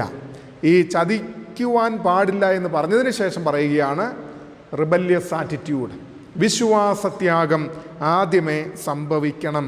ഇന്നത് ലോകത്തിൽ ഉണ്ട് എന്നുള്ളത് ഓർത്തുകൊള്ളണം. അങ്ങനെ ക്വസ്റ്റ്യനിങ് വരുമ്പോഴാണല്ലോ ഇന്ന് എന്തുകൊണ്ടാണ് ദൈവമക്കളെ ഈ ക്രിസ്തീയ മാർഗത്തിൽ ക്രിസ്തു വിശ്വാസികളായി ക്രിസ്തീയ മാതാപിതാക്കന്മാർക്ക് ജനിച്ച് വളർത്തപ്പെട്ടതായിട്ടുള്ള കുഞ്ഞുങ്ങൾ അന്യസമുദായങ്ങളിലേക്ക് പോയി വിശ്വാസത്തെ തച്ചുടച്ച് അവിശ്വാസികളുമായിട്ട് ഇണയെല്ലാ പിണകൂടുന്നതായിട്ടുള്ള അനുഭവം വരുന്നു എന്ന് നമ്മൾ ചിന്തിക്കണം. ഞാൻ പലരുമായിട്ടും സംസാരിച്ചിട്ടുള്ള വ്യക്തിയാണ്. ക്വസ്റ്റ്യൻ ചെയ്യുന്നത് എന്താ? ഈ ദൈവവും അവരുടെ ദൈവവും മറ്റേ ദൈവവും എല്ലാം ഒന്നല്ലേ? ഞങ്ങളതുകൊണ്ട് മതമില്ലാത്തവരായി ജീവിക്കുവാൻ ആഗ്രഹിക്കുക. നമ്മുടെ പിള്ളേരാണ് പറയുന്നതെന്ന് ഓർത്തുകൊള്ളണം. നമ്മുടെ പിള്ളേരാണ് പറയുന്നത്. രാഷ്ട്രീയക്കാർക്ക് എന്തും പറയാം. ആ ദൈവവും ഈ ദൈവവും മറ്റേ ദൈവവും മറിച്ച ദൈവവും എല്ലാം ഒരേ ദൈവമാണെന്നൊക്കെ പറഞ്ഞുകൊണ്ട് അവർക്ക് പറയാം. പക്ഷേ സത്യം അറിഞ്ഞിരിക്കുന്ന ദൈവമക്കൾ അതിന് പ്രകാരം ജീവിക്കുന്നില്ല എങ്കിൽ, ഇവിടെ അതാ പറഞ്ഞിരിക്കുന്നത്, നമ്മുടെ തലമുറ എങ്ങോട്ടാണ് പോകുന്നത്? വിശ്വാസത്യാഗം, റിബല്യസ് ആറ്റിറ്റ്യൂഡ്. ഈ മറുതലിപ്പുണ്ടല്ലോ, മറുതലിപ്പിൻ്റെ അൾട്ടിമേറ്റമാണ് വിശ്വാസത്യാഗം എന്ന് പറയുന്ന അനുഭവം. ഈ മറുതലിപ്പിൻ്റെ അൾട്ടിമേറ്റം. അതുകൊണ്ടാണ് കർത്താവ് പറഞ്ഞത്, ഞാൻ ഭൂമിയിൽ വരുമ്പോൾ വിശ്വാസം കണ്ടെത്തുമോ? ഒരു വലിയ ചോദ്യമാണ്. ദൈവമക്കളെ ഓർത്തോണം, നമ്മളൊക്കെ മുന്നമേ പോകാൻ ഭാഗ്യം കിട്ടിയാണ്ടല്ലോ രക്ഷപ്പെട്ടെന്ന് വിചാരിച്ചാൽ മതി. അതുകൊണ്ടാണ് സാധു കൊച്ചു കുഞ്ഞു ഉപദേശിച്ച് പാടിയത്, മുമ്പേ പോയിടുന്നോർ ഭാഗ്യമുള്ളവർ. കൊറോണ കാല സമയത്ത് ഞാൻ പലയിടത്തും പ്രസംഗിച്ചതാണ്. മുമ്പേ പോയവർ ഭാഗ്യവാന്മാർ. കാരണം നല്ല അടക്കം കിട്ടി, ആൾക്കാരെല്ലാവരും വന്നു, കുടുംബക്കാർക്കൊക്കെ നന്നായിട്ട് അവരെ കെട്ടിപ്പിടിച്ച് യാത്ര പറയുവാനായിട്ട് അവസരം ലഭിച്ചു. കൊറോണ കാലഘട്ടത്തിൽ എന്താ സംഭവിച്ചത്? കൊറോണ ഇല്ലാത്ത ആൾക്കാർ മരിച്ചിട്ട് പോലും അവരുടെ ഉറ്റവർക്കും ഉടയവർക്കും വന്ന് ഒരു അന്ത്യചുംബനം കൊടുക്കാനായിട്ട് സാധിക്കാത്തതായിട്ടുള്ള അനുഭവം. 8 അടി മാറി നിൽക്കുകയാണ്, കൊടുക്കാൻ പറ്റുന്നില്ല. റെസ്ട്രിക്ഷൻസ്. ഉറ്റവർക്കും ഉടയവർക്കും അതൊന്ന് കാണാൻ പറ്റുന്നുണ്ടോ? പറ്റുന്നില്ല. മക്കൾ വിദേശ രാജ്യത്താണെന്നുണ്ടെങ്കിൽ പാവത്തുങ്ങൾ കയറി ഇവിടെ വന്ന് അപ്പനെയും അമ്മയും, എന്താ കുന്ത്രാണ്ടത്തിൻ്റെ പേരുണ്ടായിരുന്നല്ലോ, ഇട്ടോണ്ട് ഇതെല്ലാം കൂടി ഇട്ടുകൊണ്ട് വേണം കാണേണ്ടത്. അതും 8 അടി മാറി ഈ പാവത്തുങ്ങൾ കാണുന്നതെന്ന് ഓർത്തോളണം. സ്വന്തം അപ്പനെയും അമ്മയും ഒന്ന് അടുത്ത് ചെന്ന് ഒന്ന് കാണാനോ ഒന്ന് ബൈ പറയുവാനായിട്ടോ സാധിക്കുന്നില്ല. ഈ കിറ്റെല്ലാം ഇട്ടുകൊണ്ട് അതുങ്ങൾ നിൽക്കുകയാണ് എന്നോർത്തുകൊണ്ട് ഞാൻ അന്നേരം പല സ്ഥലങ്ങളിലും പറഞ്ഞു, മുമ്പേ പോയവരൊക്കെ ഭാഗ്യമുള്ളവർ. അവരൊക്കെ അനുഗ്രഹിക്കപ്പെട്ട നിലയിൽ പോകാനായിട്ട് ദൈവം സഹായിച്ചു. ആ കൊറോണ കാലഘട്ടം നമുക്കറിയാം, വളരെ വേദനാജനകമായിട്ടുള്ള ഒരുപാട് നിമിഷങ്ങൾക്ക് സാക്ഷിയായിട്ട് നിൽക്കേണ്ടി വന്ന ഒരു വ്യക്തി കൂടെയാണ് ഞാൻ. പല ശുശ്രൂഷകൾ, പല പ്രിയപ്പെട്ടവർ ആ കാലഘട്ടങ്ങളിൽ മരിച്ചപ്പോൾ ആരുമില്ല അവർക്ക് വേണ്ടി ശുശ്രൂഷ ചെയ്യുവാനായിട്ട് ഇടയായി തീർന്നിട്ടുണ്ട്. ഞങ്ങൾക്കത് ചെയ്യാതിരിക്കാൻ പറ്റത്തില്ല, ഞങ്ങളത് ചെയ്തതിലേ പറ്റുകയുമുള്ളൂ. ഞാൻ ഓർപ്പിച്ചത്, മുൻപോട്ട് പോകും തോറും സംഭവിക്കുന്നത് എന്താണെന്നറിയാമോ? പ്രഷർ കൂടുക, വിശ്വാസം കൈമോശം വരാൻ വളരെ സാധ്യത കൂടുതലാണ്. ഇന്നങ്ങ് പോയാൽ എന്താ സംഭവിക്കുന്നത്? നാട്ടുകാരൊക്കെ വന്ന് പറയും, പള്ളിക്കാരൊക്കെ വന്ന് പറയും, നല്ല അനുഗ്രഹിക്കപ്പെട്ട ജീവിതം നയിച്ച് കർത്താവിൽ വിശ്വസിച്ച് കർത്താവ് ഒരുക്കിയിരിക്കുന്ന സ്ഥലത്തേക്കാണ് പോയിരിക്കുന്നത്, അല്ലേ? കുറേ കൂടെ കഴിഞ്ഞാൽ എന്താ സംഭവിക്കുന്നത്? പോകെ പോകെ എന്ത് സംഭവിക്കും? നമുക്കും കൺഫ്യൂഷനാവും. എടാവോ, ഇതൊക്കെ നേരെയുള്ള കാര്യമാണോ? ഈ കർത്താവ് വരുമെന്ന് പറയുന്ന എല്ലാവരും നടക്കുമോ? പിന്നെ സാഹചര്യത്തിൻ്റെ സമ്മർദ്ദങ്ങൾ ഉണ്ടാകും. ചുരുക്കം പറഞ്ഞു കഴിഞ്ഞാൽ നമ്മളെ വിശ്വാസം മാറിപ്പോകാനായിട്ടുള്ള സാധ്യത കാലക്രമേണ കൂടുമെന്ന് ഓർത്തുകൊള്ളണം. അപ്പോൾ എന്തായിട്ട് മാറുകയാണ്? കർത്താവ് നമുക്ക് അവിടെ ഒരുക്കി വെച്ച സ്ഥലം വൃഥാവിലായി പോവുകയും ചെയ്യും എന്നുള്ളത് കൂടെ നമ്മൾ ചിന്തിച്ചോണം എന്നുള്ളത് ഓർത്തുകൊള്ളണം. അപ്പോൾ ഇവിടെ നമ്മൾ മനസ്സിലാക്കേണ്ടത് എന്താണ്?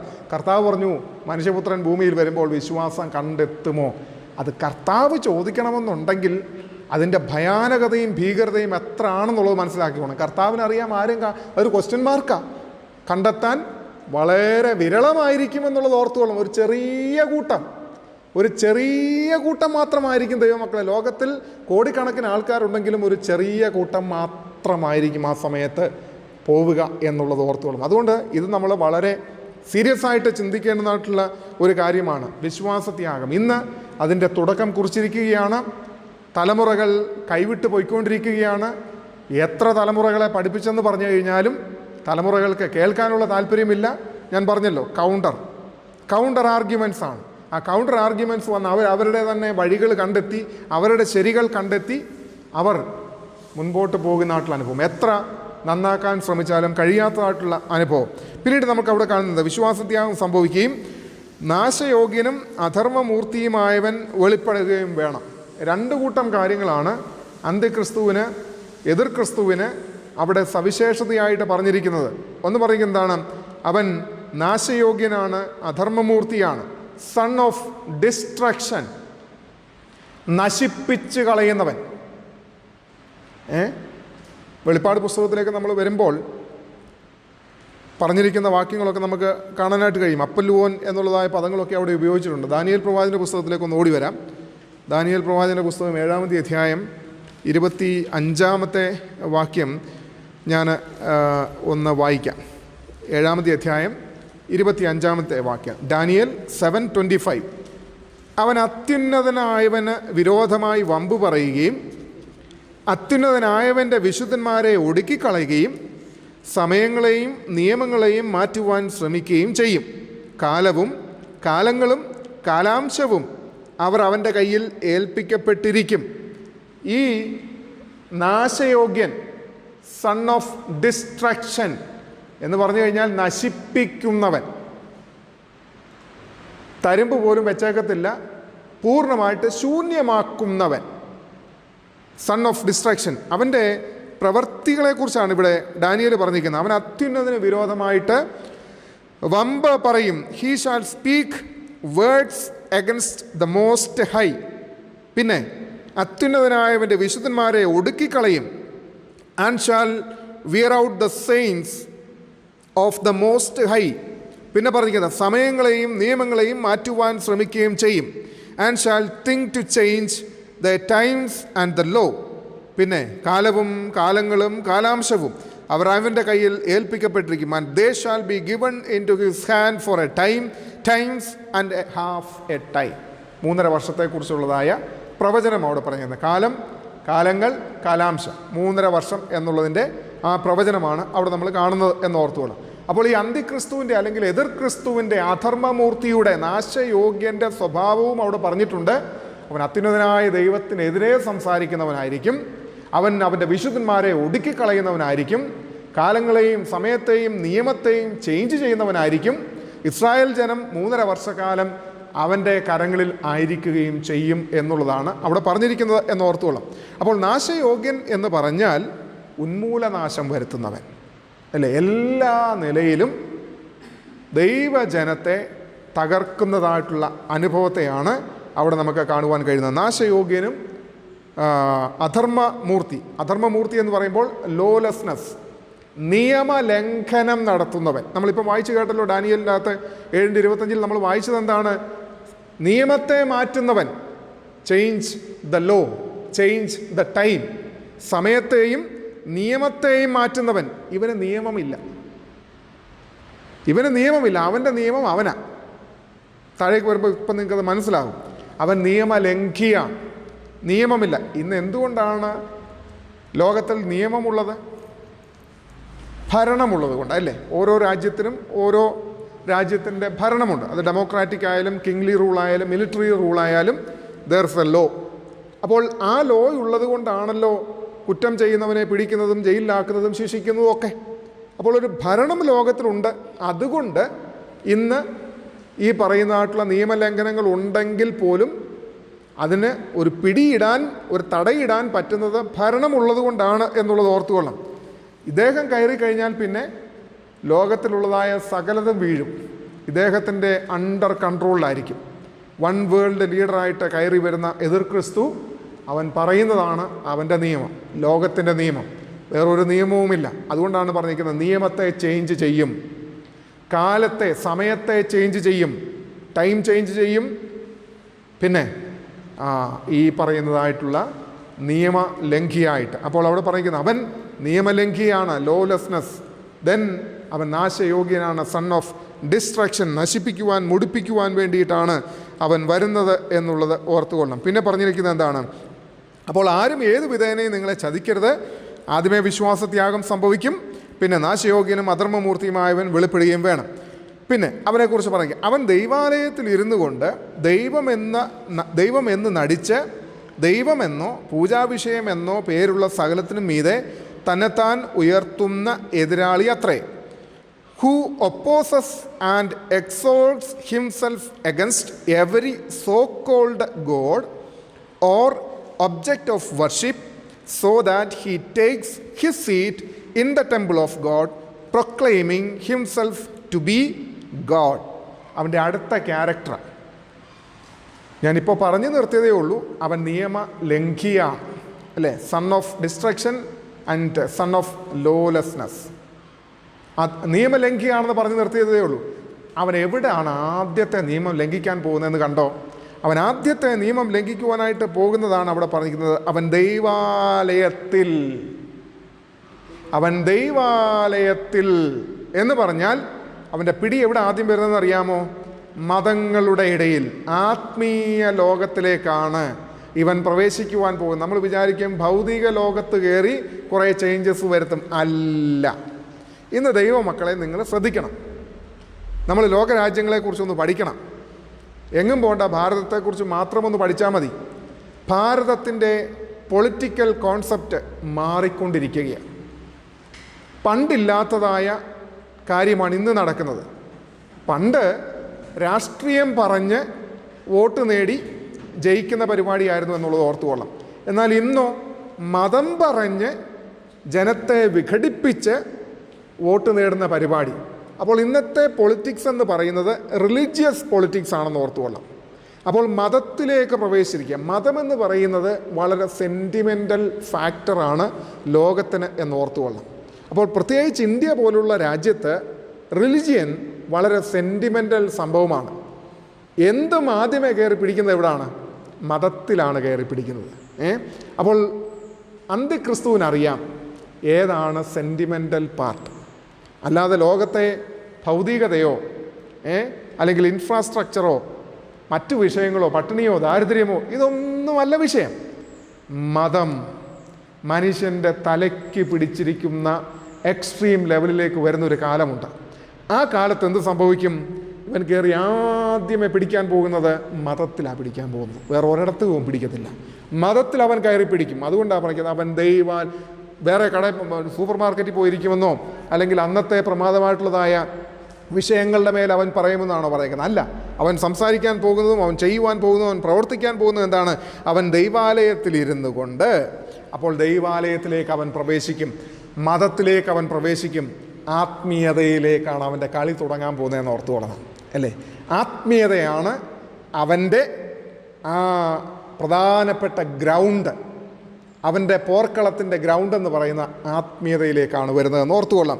അവിടെ പറഞ്ഞിരിക്കുന്നത് അവൻ ദൈവാലയത്തിലിരുന്നു കൊണ്ട് ദൈവമെന്ന് നടിച്ച് അവൻ എന്താ ചിന്തിക്കുന്നത്? He himself things that he is God. അവൻ തന്നെ ദൈവം. അതാണ് ഞാൻ പറഞ്ഞത്. എതിർ ക്രിസ്തു വരുമ്പോൾ, വൺ വേൾഡ് ലീഡർ വരുമ്പോൾ അദ്ദേഹം പറയുന്നതാണ് നിയമം, അദ്ദേഹം ചെയ്യുന്നതാണ് നിയമം. അതുകൊണ്ടാണ് ലോലെസ്നെസ് എന്ന് പറഞ്ഞിരിക്കുന്നത്. അധർമ്മമൂർത്തി എന്ന് പറയുവാനായിട്ടുള്ള കാരണം സകല നിയമങ്ങളെയും ലംഘിക്കുന്നതായിട്ടുള്ള ഒരു വ്യക്തി. അതുകൊണ്ടാണ് ഇവിടെ പറയുന്നത് അവൻ എന്താ ചെയ്യുന്നത്? ദൈവമെന്ന് നടിക്കുന്നു എന്നാണ് അവിടെ പറഞ്ഞിരിക്കുന്നതെന്ന് ഓർത്തുകൊള്ളാം. കാരണം ദൈവാലയത്തിൽ അവൻ ദൈവമായിട്ട് പ്രത്യക്ഷപ്പെടുകയാണ്, അല്ലെങ്കിൽ ആരാധനാ വിഷയമായി മാറുകയാണെന്ന് ഓർത്തുകൊള്ളാം. അതായത് നമ്മളിവിടെ പഠിക്കേണ്ട ഒരു കാര്യം, ദാനിയേൽ പ്രവചനം നമ്മൾ ഈ അന്ത്യകാലത്തോടുള്ള ബന്ധത്തിൽ കാര്യങ്ങളെ പഠിക്കുമ്പം ഈ വെളിപ്പാട് പുസ്തകം നമുക്ക് മനസ്സിലാവണമെന്നുണ്ടെങ്കിൽ ആദ്യമേ ദാനിയേൽ പഠിക്കണം. ദാനിയേൽ പഠിച്ചതിന് ശേഷം വേണം വെളിപ്പാട് പുസ്തകത്തിലേക്ക് വരേണ്ടത്. അപ്പോൾ ദാനിയേലും വെളിപ്പാട് പുസ്തകവും ക്ലബ് ചെയ്ത് കിടക്കുകയാണ്, രണ്ടും സിമിലറായിട്ട് കിടക്കുകയാണ്. ദാനിയേലിൽ പറഞ്ഞിരിക്കുന്ന കാര്യങ്ങളൊക്കെ ചരിത്രത്തിൽ നടന്നിരിക്കുന്ന കാര്യങ്ങളാണ്. യഹൂദ ജനത്തിനോടുള്ള ബന്ധത്തിൽ ചരിത്രത്തിൽ നടന്നിട്ടുള്ള ഒത്തിരി കാര്യങ്ങളാണ് ദാനിയേലിനകത്ത് പ്രതിപാദിച്ചിരിക്കുന്നത്. അതേസമയം തന്നെ പ്രൊഫറ്റിക്കലായിട്ട് സംഭവിക്കാനായിട്ട് പോകുന്ന കാര്യങ്ങളെക്കുറിച്ചുമാണ് പറഞ്ഞിരിക്കുന്നത് എന്നുള്ളത് ഓർത്തുകൊള്ളാം. അപ്പോൾ ഇവിടെ പറഞ്ഞിട്ട് ആരാധനാ വിഷയമായിട്ട് മാറും. നമുക്കറിയാമല്ലോ, ദാര്യാവേശ് രാജാവ് വന്നായിട്ടുള്ള സമയത്തെ ഒരു ഡിക്രി വന്നു. കാരണം എങ്ങനെയും ദാനിയേലിനെ മുമ്പ് ഞാൻ പറഞ്ഞായിരുന്നല്ലോ, ഏത് വിധേനയും കാരണം ദാനിയേലിനെ താഴെ ഇറക്കാൻ നോക്കിയിട്ട് ഒരു രക്ഷയുമില്ല. ദാനിയേലിനെ കുറിച്ച് ഒക്കെ പറയുന്നത് അവൻ ഉത്കൃഷ്ട മാനസൻ ആയിരുന്നു എന്നാണ് പറഞ്ഞിരിക്കുന്നത്. സത്യസന്ധൻ ആക്കിയ സ്ഥാനത്ത് സത്യസന്ധതയോടുകൂടെ പ്രവർത്തിച്ച ഉത്കൃഷ്ട മാനസൻ, അവനെ വിളങ്ങി ശോഭിക്കുകയാണ്. അവനെ തകർക്കാൻ ഒരുത്തന്മാരെ നോക്കിയിട്ട് ഒന്നും സംഭവിക്കുന്നില്ല. കണ്ടുപിടിച്ചത് എന്താണ്? മതം. നോക്കണേ, ഇപ്പം ഞാൻ പറഞ്ഞു നിർത്തിയത് എന്താണ്? പിശാചിൻ്റെ റൂട്ട് എന്താണ്? അവൻ എവിടെ കയറി പിടിക്കുമെന്നാണ് പറഞ്ഞത്? മതം. അവിടെയും എന്താണ്? അവൻ്റെ റിലിജനെ കയറി പിടിച്ചു. അതിൽ മാത്രമേ അവനെ തകർക്കാൻ പറ്റുകയുള്ളൂ എന്ന് ഇവർക്ക് മനസ്സിലായി. കാരണം ഈ ശത്രുവിൻ്റെ തന്ത്രം എങ്ങനെയാണെന്നറിയാം. ഞാൻ കഴിഞ്ഞ ദിവസം ഇവിടെ പ്രസംഗിച്ചായിട്ടുള്ള സമയത്ത് പ്രസംഗിച്ചല്ലോ, ഇരുട്ടത്ത് എയ്യേണ്ടതിന് വില്ല് കുലച്ച് അസ്ത്രം ഞാണിന്മേൽ തൊടുക്കുവാൻ നോക്കി. ഇരുട്ടത്താണ് അവൻ്റെ പ്രവൃത്തി. നമ്മൾ വിചാരിക്കും, നിങ്ങൾ ശ്രദ്ധിച്ചിട്ടില്ല, ഈ ടെററിസ്റ്റ് അറ്റാക്കൊക്കെ നടക്കുന്നത് നമ്മൾ ചിന്തിക്കുന്നത് എന്താ? ഇന്ന് പോയി നാളെ അവിടെ ബോംബിട്ടേച്ച് പോകുന്നതാണോ? അല്ല. ഒരുത്തനെ കൊല്ലുവാനായിട്ട് ടാർഗറ്റ് ചെയ്തിട്ടുണ്ടെങ്കിൽ, ഇപ്പോൾ തന്നെ റീസെൻ്റ് സംഭവം, അതൊക്കെ ഇങ്ങനെ പബ്ലിക്കലി പറയാമോന്നും എനിക്കറിയത്തില്ല. കാനഡയിൽ ഒരു പുള്ളിക്കാരൻ സിഖുകാരനെ തട്ടി. കാനഡ പറയുന്നത് എന്താണ്? ഇന്ത്യക്കാരനാണ് കയറി, ഇന്ത്യയിലെ റോയാണ് കയറി തട്ടിയിരിക്കുന്നതെന്ന് പറയുന്നു. അതിന് അവരുടെ ഈ തെളിവുണ്ടെന്ന് പറയുന്നു. ഇപ്പോൾ സത്യമാണോ മിഥ്യയാണെന്നൊന്നും നമുക്ക് പറയാൻ പറ്റത്തില്ല. അല്പം സത്യവും ഇല്ലാതിരിക്കത്തില്ല എന്ന് നമ്മൾ ചിന്തിച്ചു കൊള്ളണം. കാരണം ഇന്ത്യയെ പറ്റി പറയുമ്പോഴല്ലേ പ്രശ്നമുള്ളൂ. ഇസ്രായേലിനെ പറ്റി പറഞ്ഞാൽ പ്രശ്നമില്ലല്ലോ, ആർക്കും കേസെടുക്കാൻ പറ്റത്തില്ലല്ലോ. ഇസ്രായേലിൻ്റെ ചാരസംഘടനയാണ് മൊസാദ്. ലോകത്തിലെ ഏറ്റവും നമ്പർ 1 ടീം മൊസാദ്. അവർ ഒരു ലീഡറെ ടാർഗറ്റ് ചെയ്തിട്ടുണ്ടെങ്കിൽ ഒരു ദിവസം കൊണ്ടൊന്നും അല്ല തീർക്കുന്നത്, വർഷങ്ങളുടെ പരിശ്രമമായിരിക്കും. അദ്ദേഹത്തിൻ്റെ പോക്കും വരവും, അദ്ദേഹത്തിൻ്റെ ഡെയിലി റൊട്ടീൻസും, അദ്ദേഹത്തിൻ്റെ A to Z കാര്യങ്ങൾ പഠിച്ച് വെച്ച് 1 വർഷത്തെ പ്രയത്നമായിരിക്കാം, 2 വർഷത്തെ പ്രയത്നമായിരിക്കാം, 4 വർഷത്തെ പ്രയത്നമായിരിക്കാം. അതിൻ്റെ അവസാനമാകൊണ്ട് എക്സിക്യൂട്ട് ചെയ്യുന്നത്. നമുക്കറിയാം, ഒസാമ ബിൻ ലാദനെ അമേരിക്ക എത്ര നാളായിട്ട് പുറകെ നടന്നുകൊണ്ടിരിക്കുകയാണ്. അതേ വേഷത്തിൽ തന്നെ ആളുകളെ, ചാരന്മാരെ അവിടെ അയച്ച് അഫ്ഗാനിസ്ഥാനിൽ അയച്ച് അദ്ദേഹത്തിൻ്റെ കെട്ടിടങ്ങളും എല്ലാം പാർക്കുന്നിടമൊക്കെ കണ്ടുപിടിച്ച് എത്രയോ നാളത്തെ അധ്വാനമാണ്. അങ്ങനത്തെ അധ്വാനത്തിൻ്റെ അവസാനമാണ് അവർ വന്ന് അറ്റാക്ക് ചെയ്ത് തീർക്കുന്നതെന്ന് ഓർത്തോളൂ. പിശാചിൻ്റെ പരിപാടിയും ഇത് തന്നെയാണെന്ന് ഓർത്താണ്. ഒറ്റ സുപ്രഭാതത്തിൽ നമ്മളെ പണിയത്തില്ല. ഒറ്റ സുപ്രഭാതത്തിലല്ല അവൻ ചെയ്യുന്നത്. അവന് നമ്മളെ ഇങ്ങനെ ടാർഗറ്റ് ചെയ്തുകൊണ്ടിരിക്കുക. ഈ നോർമൽ ക്രിസ്ത്യാനി അവന് വേണ്ട കേട്ടോ. നോർമൽ ക്രിസ്ത്യാനി അവന് വേണ്ട. അവൻ ടാർഗറ്റ് ചെയ്യുന്ന ദൈവമക്കളെയാണ്. വെള്ളിയാഴ്ച പ്രാർത്ഥനയ്ക്ക് പോവുകയും ഞായറാഴ്ച പള്ളിയിൽ പോവുകയും കൃത്യമായിട്ട് ദൈവത്തോടൊക്കെ അടുത്ത് നിൽക്കാനായിട്ട് ശ്രമിക്കുകയും ചെയ്യുന്നവരെ അകറ്റി നിർത്താനായിട്ട് അവൻ്റെ നോട്ടം. അവരെയാണ് ടാർഗറ്റ് ചെയ്യുന്നതെന്നുള്ളത് നമ്മൾ ഓർത്തുകൊള്ളണം. അപ്പോൾ ഇവിടെ നമ്മൾ കാണുന്നത് എന്താണ്? ദാര്യാവേശ് രാജാവിനോട് ചേട്ടന്മാരൊക്കെ വന്ന് പറഞ്ഞു, രാജാവേ 30 ദിവസം തിരുമേനിയോടല്ലാതെ വേറെ ആരോടും പ്രാർത്ഥിക്കണം. ഡിക്രി ഇറക്കി. നമുക്കറിയാം കഥകളൊക്കെ, ഞാൻ അതുകൊണ്ട് കൂടുതൽ പറയുന്നില്ല. വരാൻ പോകുന്നതിൻ്റെ നിഴൽ ആരായിരുന്നു അതിൻ്റെ തിക്തഫലം അനുഭവിച്ചത്? യഹൂദനായ ദാനിയേൽ ആണ്, വേറെ ആർക്കുമല്ല. യഹൂദനായ ദാനിയേലിനാണ് അതിൻ്റെ തിക്തഫലം അനുഭവിപ്പാനായിട്ട് ഇടയായിത്തീർന്നത്. ഇപ്പോൾ നിങ്ങൾ ഓർത്തുകൊള്ളാം, ഈ അന്തിക്രിസ്തു, എതിർ ക്രിസ്തു എന്ന് പറയുന്നവൻ പൂജാ വിഷയമായിട്ട് ഇരിക്കുവാനായിട്ട് പോകുന്നത് എവിടെയാണ്? യെരുശലേം ദേവാലയത്തിലാണെന്നുള്ളത് ഓർത്തുകൊള്ളണം. യെരുശലേം ദേവാലയത്തിൽ കയറിയിരിക്കുന്ന എതിർ ക്രിസ്തു ആർക്കാണ് ദൈവമക്കളെ ഭാരമാകാൻ പോകുന്നത്? യഹൂദനാണ് ഭാരമാകാൻ പോകുന്നതെന്ന് ഓർത്തുകൊള്ളണം. ഇതിൻ്റെ നിഴലാണ് ദാനിയേൽ പ്രവചനത്തിൽ കാണാനായിട്ട് കഴിഞ്ഞത്. അൾട്ടിമേറ്റം വരുന്നത് ആർക്കാണ്? യഹൂദനാണ് അതിൻ്റെ പ്രതികൂലം ഉണ്ടാകുവാനായിട്ട് പോകുന്നതെന്ന് വളരെ വ്യക്തമായിട്ട് വചനം കാണിച്ചു തന്നിരിക്കുകയെന്ന് ഓർത്തുകൊള്ളണം. അതിൻ്റെ നിവൃത്തിയാണ് നാം ഇനിയും വെളിപ്പാട് പുസ്തകത്തിലേക്കൊക്കെ വരുന്നതായിട്ടുള്ള സമയത്ത് നമുക്ക് കാണാനായിട്ട് കഴിയുന്നത്. അപ്പോൾ ഇവൻ എന്താ ചെയ്യുന്നത്? ഇവൻ ദൈവമായിട്ട് അവതരിക്കും. തന്നെത്താൻ ദൈവമാണെന്ന് കാണിച്ചു കൊടുക്കുവാനായിട്ട് ഇടയായി തീരും എന്നുള്ളത് ഓർത്തുകൊള്ളണം. അവനെ ആരാധിക്കുക. റോമൻ സാമ്രാജ്യത്തിൽ, ഞാൻ ആ എംപററുടെ പേര് മറന്നുപോയി, അതായത് യോഹന്നാൻ അപ്പോസ്തോലൻ, ടൈറ്റസ് ആണോ അതോ അതിന് ശേഷം വന്നതാണോ, ഞാനത് പേര് പെട്ടെന്ന് മറന്നുപോയി. യോഹന്നാൻ അപ്പോസ്തോലൻ ഇവിടെ പത്മോസ് ദ്വീപിലേക്ക് നാട് കടത്തുവാനായിട്ട് കാരണക്കാരനായി തീർന്നതായിട്ടുള്ള ചക്രവർത്തി തന്നെ മാത്രമേ ആരാധിക്കാവൂ എന്നുള്ളതായ ഡിക്രി പുറത്തിറക്കി. ആ ഡിക്രി പുറത്തിറക്കിയപ്പോൾ അതിനെതിർത്ത് നിന്നതായിട്ടുള്ള സമയത്ത് തിളയ്ക്കുന്ന എണ്ണയ്ക്കകത്ത് യോഹന്നാനെ പിടിച്ചിടുവാനായിട്ടിടയായി തീർന്നു. ചരിത്രം പറയുന്നത് ആ തിളച്ചുകൊണ്ടിരുന്ന എണ്ണ തണുത്തു പോകുവാനായിട്ടിടയായി തീർന്നു. അതിൽ ഭയപരവശനായിട്ടുള്ളതായ ചക്രവർത്തി ഈ അപ്പോസ്തോലനെ പത്മോസിലേക്ക് നാട് കടത്തുകയായിരുന്നു ചെയ്തത് എന്ന് ഓർത്തുകൊള്ളണം. അദ്ദേഹത്തിൻ്റെ മരണശേഷമാണ് പിന്നീട് പത്മോസിൽ നിന്ന് യോഹന്നാൻ അപ്പോസ്തോലിന് മടങ്ങി വരുവാനായിട്ട് കഴിഞ്ഞത് എന്ന ചരിത്രം നമ്മളെ പഠിപ്പിക്കുന്നു എന്നുള്ളത് ഓർത്തുകൊള്ളണം. കർത്താവായ യേശു ക്രിസ്തുവിൻ്റെ ശിഷ്യൻ്റെ ഗണത്തിൽ സ്വാഭാവികമായിട്ടുള്ളതായ നാച്ചുറൽ ഡെത്ത് ലഭിച്ചതായിട്ടുള്ള ഒരേ ഒരു ശിഷ്യൻ അത് യോഹന്നാൻ അപ്പോസ്തോലൻ മാത്രമാണ് എന്നുള്ളത് ഓർത്തുകൊള്ളണം. തിളയ്ക്കുന്ന എണ്ണയിലിട്ടിട്ട് മരിക്കാത്ത മനുഷ്യൻ ആ എണ്ണ തണുത്തു പോയി എന്നുള്ളതാണ് ചരിത്രം ഓർമ്മിപ്പിക്കുന്നതെന്ന് ഓർത്തോളം. വീണ്ടും നമ്മളിവിടെ കാണുന്നതായിട്ടുള്ള കാര്യത്തിലേക്ക് നമുക്ക് വരാം. അപ്പോൾ അവിടെ പറഞ്ഞിരിക്കുന്നതാണ്, അവൻ ദൈവാലയത്തിലിരുന്നു കൊണ്ട് ദൈവമെന്ന് നടിച്ച് ദൈവമെന്നോ പൂജാവിഷയം എന്നോ പേരുള്ള സകലത്തിനും മീതെ തന്നെത്താൻ ഉയർത്തുന്ന എതിരാളി അത്രേ. എന്താ നമ്മളിവിടെ കാണുന്നേ? അവിടെ പറഞ്ഞിരിക്കുന്നു, വളരെ വ്യക്തമായിട്ട് പറയുന്നു. എന്താണ്? Who opposes and exalts himself against every so-called God or object of worship. ഇന്ന് ലോകത്തിൽ ഒരുപാട് ദൈവങ്ങളുണ്ട്. ലോകത്തിലുള്ള ജനം ദൈവങ്ങളെ ആരാധിക്കുന്നു. ക്രിസ്തീയ സമൂഹം യേശു കർത്താവിനെ അല്ലെങ്കിൽ പരിശുദ്ധ തൃത്വത്തെ ആരാധിക്കുന്നു.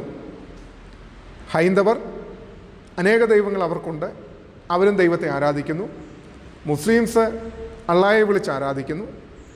ഇവൻ ഇനിയും ഗോത്രവർഗങ്ങളിലേക്ക് പോയി കഴിഞ്ഞാൽ അവർക്കും വിഗ്രഹങ്ങളുണ്ട്, ആരാധനയുണ്ട്. ഇപ്പം ഓരോ ട്രൈബ്സിനും പോയി കഴിഞ്ഞാൽ അവർക്കൊക്കെ ഓരോരോ ദൈവമുണ്ട്. ഇവിടെ നിങ്ങൾ ആ വാക്യം ഞാൻ ഈ പറഞ്ഞതിൻ്റെ വെളിച്ചത്തിലൊന്ന് ശ്രദ്ധിച്ചേ. അവിടെ പറഞ്ഞിരിക്കുന്നത് എന്താണ്?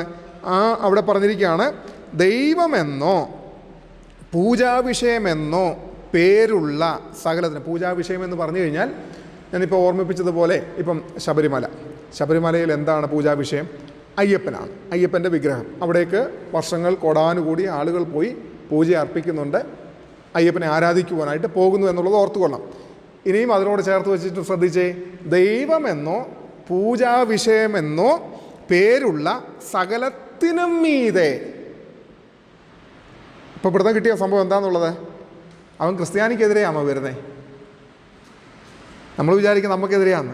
നോ, നമുക്കെതിരെ മാത്രമല്ല, ഇന്ന് ദൈവത്തെ ആരാധിക്കുന്ന പല വിധത്തിൽ പല ദൈവങ്ങളെ ആരാധിക്കുന്ന, അതായത് ഒരു കല്ലിനെയോ മണ്ണിനെയോ പോലും ആരാധിക്കുന്ന ഒരു പൂജാവിഷയമാക്കി അതിനെ ആക്കി വെച്ചിട്ടുണ്ടെങ്കിൽ അതിനും മീതെ എന്ന് പറഞ്ഞാൽ സകല മനുഷ്യർക്കും സകല ദൈവങ്ങൾക്കും, അതായത് ദൈവത്തെ ആരാധിക്കുന്നത് മനുഷ്യനാണ്.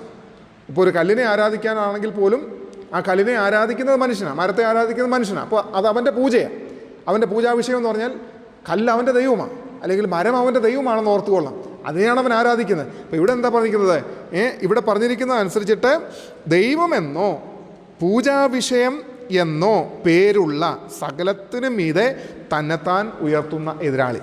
അപ്പം ചിലരുടെയെങ്കിലും ഉള്ളിൽ ചില ചിന്തകൾ കാണും. എന്താണെന്നറിയാമോ? നമ്മുടെ ചിന്ത ഇപ്പം നമുക്കെതിരായിട്ടായിരിക്കും വരിക. എതിർ ക്രിസ്തു എന്നാണല്ലോ പറയുന്നത്, അല്ലെ അന്തിക്രിസ്തു എന്ന, ആൻറ്റി ക്രൈസ്റ്റ്. അപ്പോൾ നമ്മുടെ ചിന്ത എന്താണ്? ഇവൻ ക്രിസ്ത്യാനിക്കെതിരായിട്ട് വരുന്നു എന്നുള്ള ചിന്ത. അപ്പോൾ മറ്റുള്ളവരുടെ ചിന്ത എന്താണ്? ഇവൻ വരുന്നത് ക്രിസ്ത്യാനിക്കെതിരല്ലയോ, അതുകൊണ്ട് ഞങ്ങൾക്ക് കുഴപ്പമില്ലല്ലോ എന്നുള്ള ചിന്ത. അങ്ങനെയല്ല. ഈ വാക്യം ശരിയാവണ്ണം അപഗ്രഥിച്ച് പഠിച്ചു കഴിഞ്ഞാൽ നമുക്ക് മനസ്സിലാകും, അവൻ എല്ലാവർക്കും, സകലർക്കും, എല്ലാ മതക്കാർക്കും, എല്ലാ ദൈവങ്ങൾക്കും എതിരെ അവൻ സംസാരിക്കുവാനായിട്ട് വരുന്നവനാണ്. അവർക്ക് മീതെ ഉയർത്തപ്പെടുവാൻ, ഇന്ന് ഭൂമിയിൽ ആരാധിക്കപ്പെടുന്നതായ ദൈവങ്ങൾക്കെല്ലാം മീതെ അവൻ തന്നെത്താൻ ഉയർത്തും എന്നുള്ളത് ഓർത്തുകൊള്ളാം. 1-2 വാക്യങ്ങൾ വേഗം ഇതിനോടുള്ള ബന്ധത്തിൽ ഞാൻ ഒന്ന് കാണിച്ചു തരാം. യെശയ്യാ പ്രവാചകൻ്റെ പുസ്തകം 14-ാമത്തെ അധ്യായം 13-ാമത്തെ വാക്യം. യെശയ്യാ പ്രവാചകൻ്റെ പുസ്തകം 14-ാമത്തെ അധ്യായം 13-ാമത്തെ വാക്യം. ഞാൻ സ്വർഗത്തിൽ കയറും, എൻ്റെ സിംഹാസനം ദൈവത്തിൻ്റെ നക്ഷത്രങ്ങൾക്ക് മീതെ വയ്ക്കും. ഉത്തരദിക്കിൻ്റെ അതിർത്തിയിൽ സമാഗമ പർവ്വതത്തിന്മേൽ ഞാൻ ഇരുന്നരുളും. ഞാൻ മേഘോന്നതങ്ങൾക്ക് മീതെ കയറും, ഞാൻ അത്യുന്നതനോട് സമനാകും എന്നല്ലോ നീ ഹൃദയത്തിൽ പറഞ്ഞത്. യെശയ്യാ പ്രവാചകൻ്റെ പുസ്തകം 14-ാമത്തെ അധ്യായം 13-14 വാക്യങ്ങളാണ് ഞാൻ വായിച്ച് കേൾപ്പിച്ചത്. അവൻ്റെ ആറ്റിറ്റ്യൂഡ് കണ്ടോ? നമ്മളിവിടെ എന്താ പൗലോസ് അപ്പോസ്തലൻ നമ്മളെ പഠിപ്പിച്ചത്? ദൈവമെന്നോ പൂജാവിഷയമെന്നോ ഉള്ളതിൻ്റെ മേലെ. അപ്പോൾ ഇവിടെ അവൻ്റെ ആറ്റിറ്റ്യൂഡ് കണ്ടല്ലോ. എന്താണ്? ഞാൻ സ്വർഗത്തിൽ കയറും, എൻ്റെ സിംഹാസനം ദൈവത്തിൻ്റെ നക്ഷത്രങ്ങൾക്ക് മീതെ വയ്ക്കും. ഉത്തരദിക്കിൻ്റെ അതിർത്തിയിൽ സമാഗമ പർവ്വതത്തിൽ ഞാൻ ഇരുന്നരുളും. പിന്നെ ഞാൻ മേഘങ്ങൾക്ക് മീതെ കയറും, മേഘോന്നതങ്ങൾക്ക് മീതെ കയറും. ഞാൻ അത്യുന്നതനോട് സമനാകും. അവൻ്റെ മത്സരീയ ബുദ്ധിയാണ്.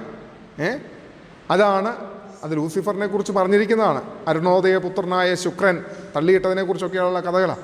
അന്ത്യക്രിസ്തു അവിടെ വരുന്നതും ഇത് തന്നെയാണ് എന്നുള്ളത് ഓർത്തുകൊള്ളാം. അപ്പോൾ അവൻ്റെ സ്വഭാവത്തെക്കുറിച്ച് അവിടെ പറഞ്ഞിരിക്കുക. ഇനി 1-2 വാക്യങ്ങൾ വേഗം, കാരണം ഈ വാക്യങ്ങൾ കൂടെ നിങ്ങൾക്ക് കിട്ടുകയാണെങ്കിൽ നിങ്ങൾക്ക് ഈ കാര്യം വേഴ്സ് യെശയ്യാ പ്രവചനം 14, 13, 14 13 and 14 ഇംഗ്ലീഷിൽ വരുന്നുണ്ട്. ആൻറ്റി നോക്കിയോ? 13 and 14 മലയാളത്തിൽ വരുന്നുണ്ട്.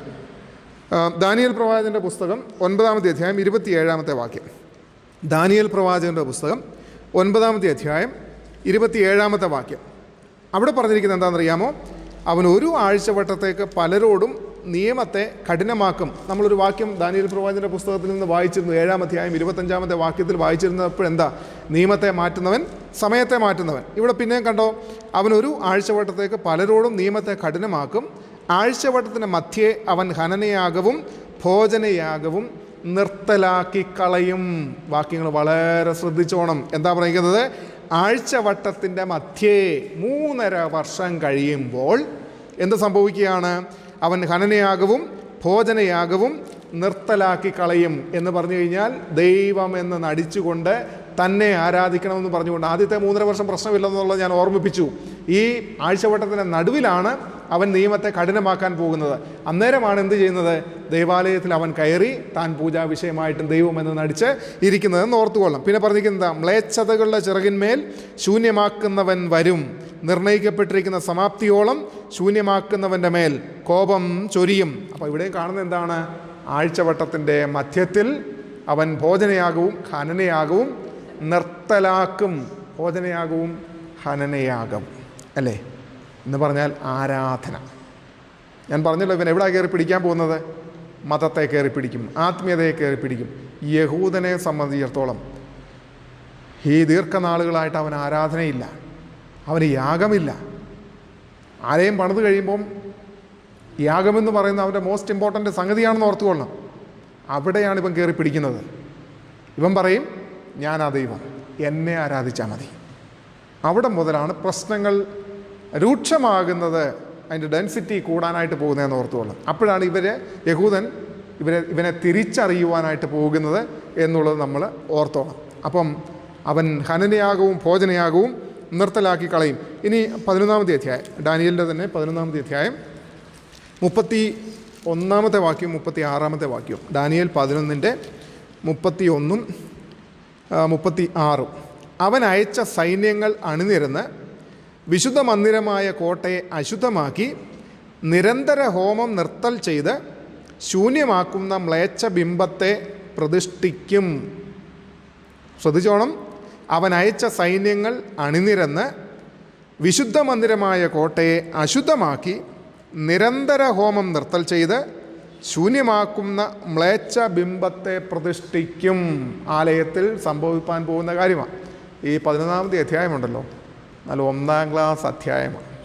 വെറുതെ വായിച്ചാൽ ഒരെത്തും പിടിയും കിട്ടത്തില്ല. പക്ഷേ 11-ാമത്തെ അധ്യായം ചരിത്രം അരച്ച് കലക്കി ചേർത്ത് വച്ചിരിക്കുക വചനത്തിൽ. ചുമ്മാതെ വായിച്ച ഒന്നും പിടുത്തം കിട്ടത്തില്ല. വളരെ കൃത്യമായിട്ട് 11-ാമത്തെ അധ്യായം ചരിത്രത്തോട് ചേർത്താണ് എഴുതിയിരിക്കുന്നതെന്ന് ഓർത്തോളം. ഇപ്പോൾ സമയമില്ലാത്തതുകൊണ്ട് അതിൻ്റെ പുറകെ ഞാൻ പോകുന്നില്ല. ഇനി 36-ാമത്തെ വാക്യം, ഈ 11-ൻ്റെ തന്നെ 36, ഡാനിയേൽ 11-36. രാജാവോ ഇഷ്ടം പോലെ പ്രവർത്തിക്കും, അവൻ തന്നെത്താൻ ഉയർത്തി ഏതു ദേവനും മേലായി മഹുദ്ധീകരിക്കുകയും ദൈവത്തിൻ്റെ നേരെ അപൂർവ കാര്യങ്ങളെ സംസാരിക്കുകയും കോപം നിവൃത്തിയാകുവോളം അവന് സാധിക്കുകയും ചെയ്യും. നിർണയിക്കപ്പെട്ടിരിക്കുന്നത് സംഭവിക്കുമല്ലോ. അവൻ എല്ലാറ്റിനും മേലായി തന്നെത്താൻ മഹുദ്ധീകരിക്കിയാൽ തൻ്റെ പിതാക്കന്മാരുടെ ദേവന്മാരെയും സ്ത്രീകളുടെ ഇഷ്ടദേവനെയും യാതൊരു ദേവനെയും കൂട്ടാക്കുകയില്ല. ദൈവമെന്ന് നടിച്ചുകൊണ്ട് പൂജാവിഷയമെന്ന് പറയുന്ന സകലത്തിനും മീതെ തന്നെത്താൻ ദൈവമായി കാണിച്ചു കൊടുക്കുന്നവൻ. ഇവിടെയും പറഞ്ഞു കണ്ടോ, രാജാവോ ഇഷ്ടം പോലെ പ്രവർത്തിക്കും. അന്തിക്രിസ്തുവിനെ കുറിച്ചാണ് പറഞ്ഞിരിക്കുന്നതെന്ന് ഓർത്തുകൊള്ളണം. പിന്നെ പറഞ്ഞെന്താ, അവൻ തന്നെത്താൻ ഉയർത്തി. നമ്മളിപ്പോഴും വായിച്ചു കേട്ടെന്താ തെസ്സലോനിക്കയിൽ, തന്നെത്താൻ, ഹീ എക്സോൾട്ട് ഹിംസെൽഫ്, അവൻ തന്നെത്താൻ ഉയർത്തി ഏത് ദേവനും മേലായി മഹത്വീകരിക്കും. എല്ലാ ദൈവങ്ങളുടെയും മീതെ അവൻ ദൈവമായിട്ടിരിക്കുന്നു. ദൈവത്തിന് നേരെ അപൂർവ കാര്യങ്ങളെ സംസാരിക്കും. ഇനിയും വാക്യം നോക്കുകയാണെങ്കിൽ 12-11, ഡാനിയേൽ 12-11. നിരന്തര ഹോമയാഗം നിർത്തലാക്കുകയും ശൂന്യമാക്കുന്ന മ്ലേച്ഛബിംബത്തെ പ്രതിഷ്ഠിക്കുകയും ചെയ്യുന്ന കാലം മുതൽ 1290 ദിവസം ചെല്ലും. ദിവസത്തെക്കുറിച്ചൊക്കെ ദൈവം അനുവദിച്ചാൽ പിന്നീട് എപ്പോഴും നമുക്ക് ചിന്തിക്കാം, ഇത് വേറെ കാര്യമാണ്. പക്ഷേ അവിടുത്തെ ആദ്യത്തെ ഭാഗം നിങ്ങൾ നോക്കുക. നിരന്തര ഹോമയാഗം നിർത്തലാക്കുകയും ശൂന്യമാക്കുന്ന മ്ലേച്ഛബിംബത്തെ പ്രതിഷ്ഠിക്കുകയും ചെയ്യുന്ന കാലം. ഓക്കെ, അതുമുതൽ 1290, 1260 ദിവസമാണ് യഹൂദൻ്റെ കലണ്ടർ പ്രകാരം 3.5 വർഷം. യഹൂദന് 360 ദിവസമേ ഉള്ളൂ. നമുക്ക് ആ 365 നമ്മൾ കാൽക്കുലേറ്റ് ചെയ്യുന്നത്, അവർക്ക് 360 ദിവസമേ ഉള്ളൂ. ഒരു മാസം 30 ദിവസമാണ്. അപ്പം 1360 ഇവിടെ പ്ലസ് ഒരു 30 കൂടെ കിടപ്പുണ്ട്. 1290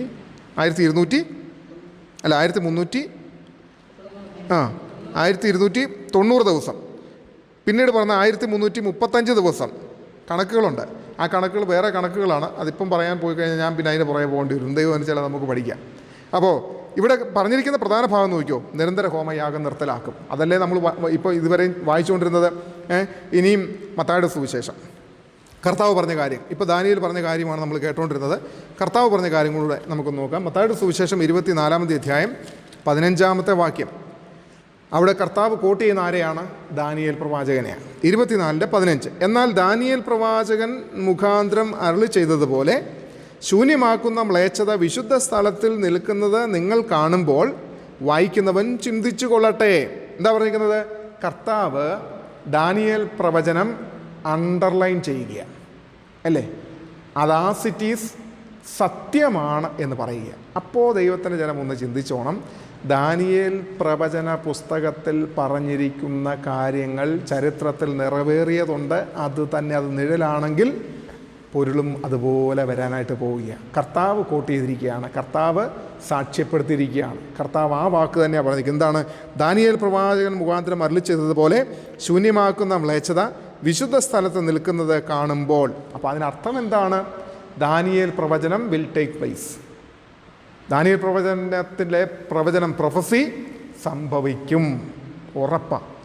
കർത്താവ് സാക്ഷ്യപ്പെടുത്തി, വേറെ മനുഷ്യനൊന്നുമല്ല സാക്ഷ്യപ്പെടുത്തിയിരിക്കുന്നത്. കർത്താവ് ടെസ്റ്റിഫൈ ചെയ്ത് കഴിഞ്ഞു, ദാനിയേൽ പ്രവചനം നിവർത്തീകരിക്കുവാനായിട്ട് പോവുകയാണ്. കർത്താവ് ദാനിയേൽ പ്രവാചകൻ പറഞ്ഞിരിക്കുന്നത് പോലെ സംഭവിക്കും എന്ന് പറഞ്ഞിരിക്കുകയാണ്. അപ്പോൾ ഒന്നുകൂടെ ഞാൻ ആ വാക്യം വായിക്കുന്നു. അവൻ ദൈവാലയത്തിൽ ഇരുന്നു കൊണ്ട് ദൈവമെന്ന് നടിച്ച് ദൈവമെന്നോ പൂജാവിഷയമെന്നോ പേരുള്ള സകലത്തിനും മീതെ തന്നെത്താൻ ഉയർത്തുന്ന എതിരാളി. ഇത്രയും വാക്യങ്ങൾ നമ്മൾ വായിച്ചപ്പം ആ വാക്യങ്ങൾക്കകത്തു നിന്നൊക്കെ ഇദ്ദേഹത്തിൻ്റെ സ്വഭാവം, ഇദ്ദേഹത്തിൻ്റെ ആറ്റിറ്റ്യൂഡ്, അന്ത്യകാലത്ത് ഇവൻ എന്താണ് ചെയ്യുവാൻ പോകുന്നത് എന്നുള്ളതിനെക്കുറിച്ച് വളരെ വ്യക്തമായിട്ട് കിട്ടി. പഴയ നിയമവും പറയുന്നു, പുതിയ നിയമവും അത് സാക്ഷീകരിക്കുന്നു എന്നുള്ളത് ഓർത്തുകൊള്ളണം. പിന്നീട് പറഞ്ഞെന്താ? നിർത്താറായോ? നിർത്തണോ? ഉറക്കം വരുന്നുണ്ടോ? ഓക്കെ, അടുത്ത വാക്യം കൂടെ പറയാം. നിങ്ങളോട് കൂടെ ഇരിക്കുമ്പോൾ തന്നെ ഞാൻ ഇത് നിങ്ങളോട് പറഞ്ഞു എന്ന് ഓർക്കുന്നില്ലയോ? അവൻ സമയത്തിന് മുൻപേ വെളിപ്പെടാതിരിക്കേണ്ടതിന് ഇപ്പോൾ തടുക്കുന്നത് എന്ത് എന്ന് നിങ്ങൾ അറിയുന്നു. അല്ലേ? അവിടെ പറഞ്ഞിരിക്കുന്നത് അവൻ സമയത്തിന് മുൻപേ വെളിപ്പെടാതിരിക്കേണ്ടതിന് ഇപ്പോൾ തടുക്കുന്നത് എന്ത് എന്ന് നിങ്ങൾ അറിയുന്നു. അധർമ്മമൂർത്തിയെ തടയുന്നത്, അല്ലെങ്കിൽ അധർമ്മമൂർത്തിയുടെ വരവ് റെസിസ്റ്റ് ചെയ്യുന്നത് എന്താണ്? വേദപഠിതാക്കളുടെ ഇടയിൽ 2 പ്രധാനപ്പെട്ട ചിന്തകളുണ്ട്.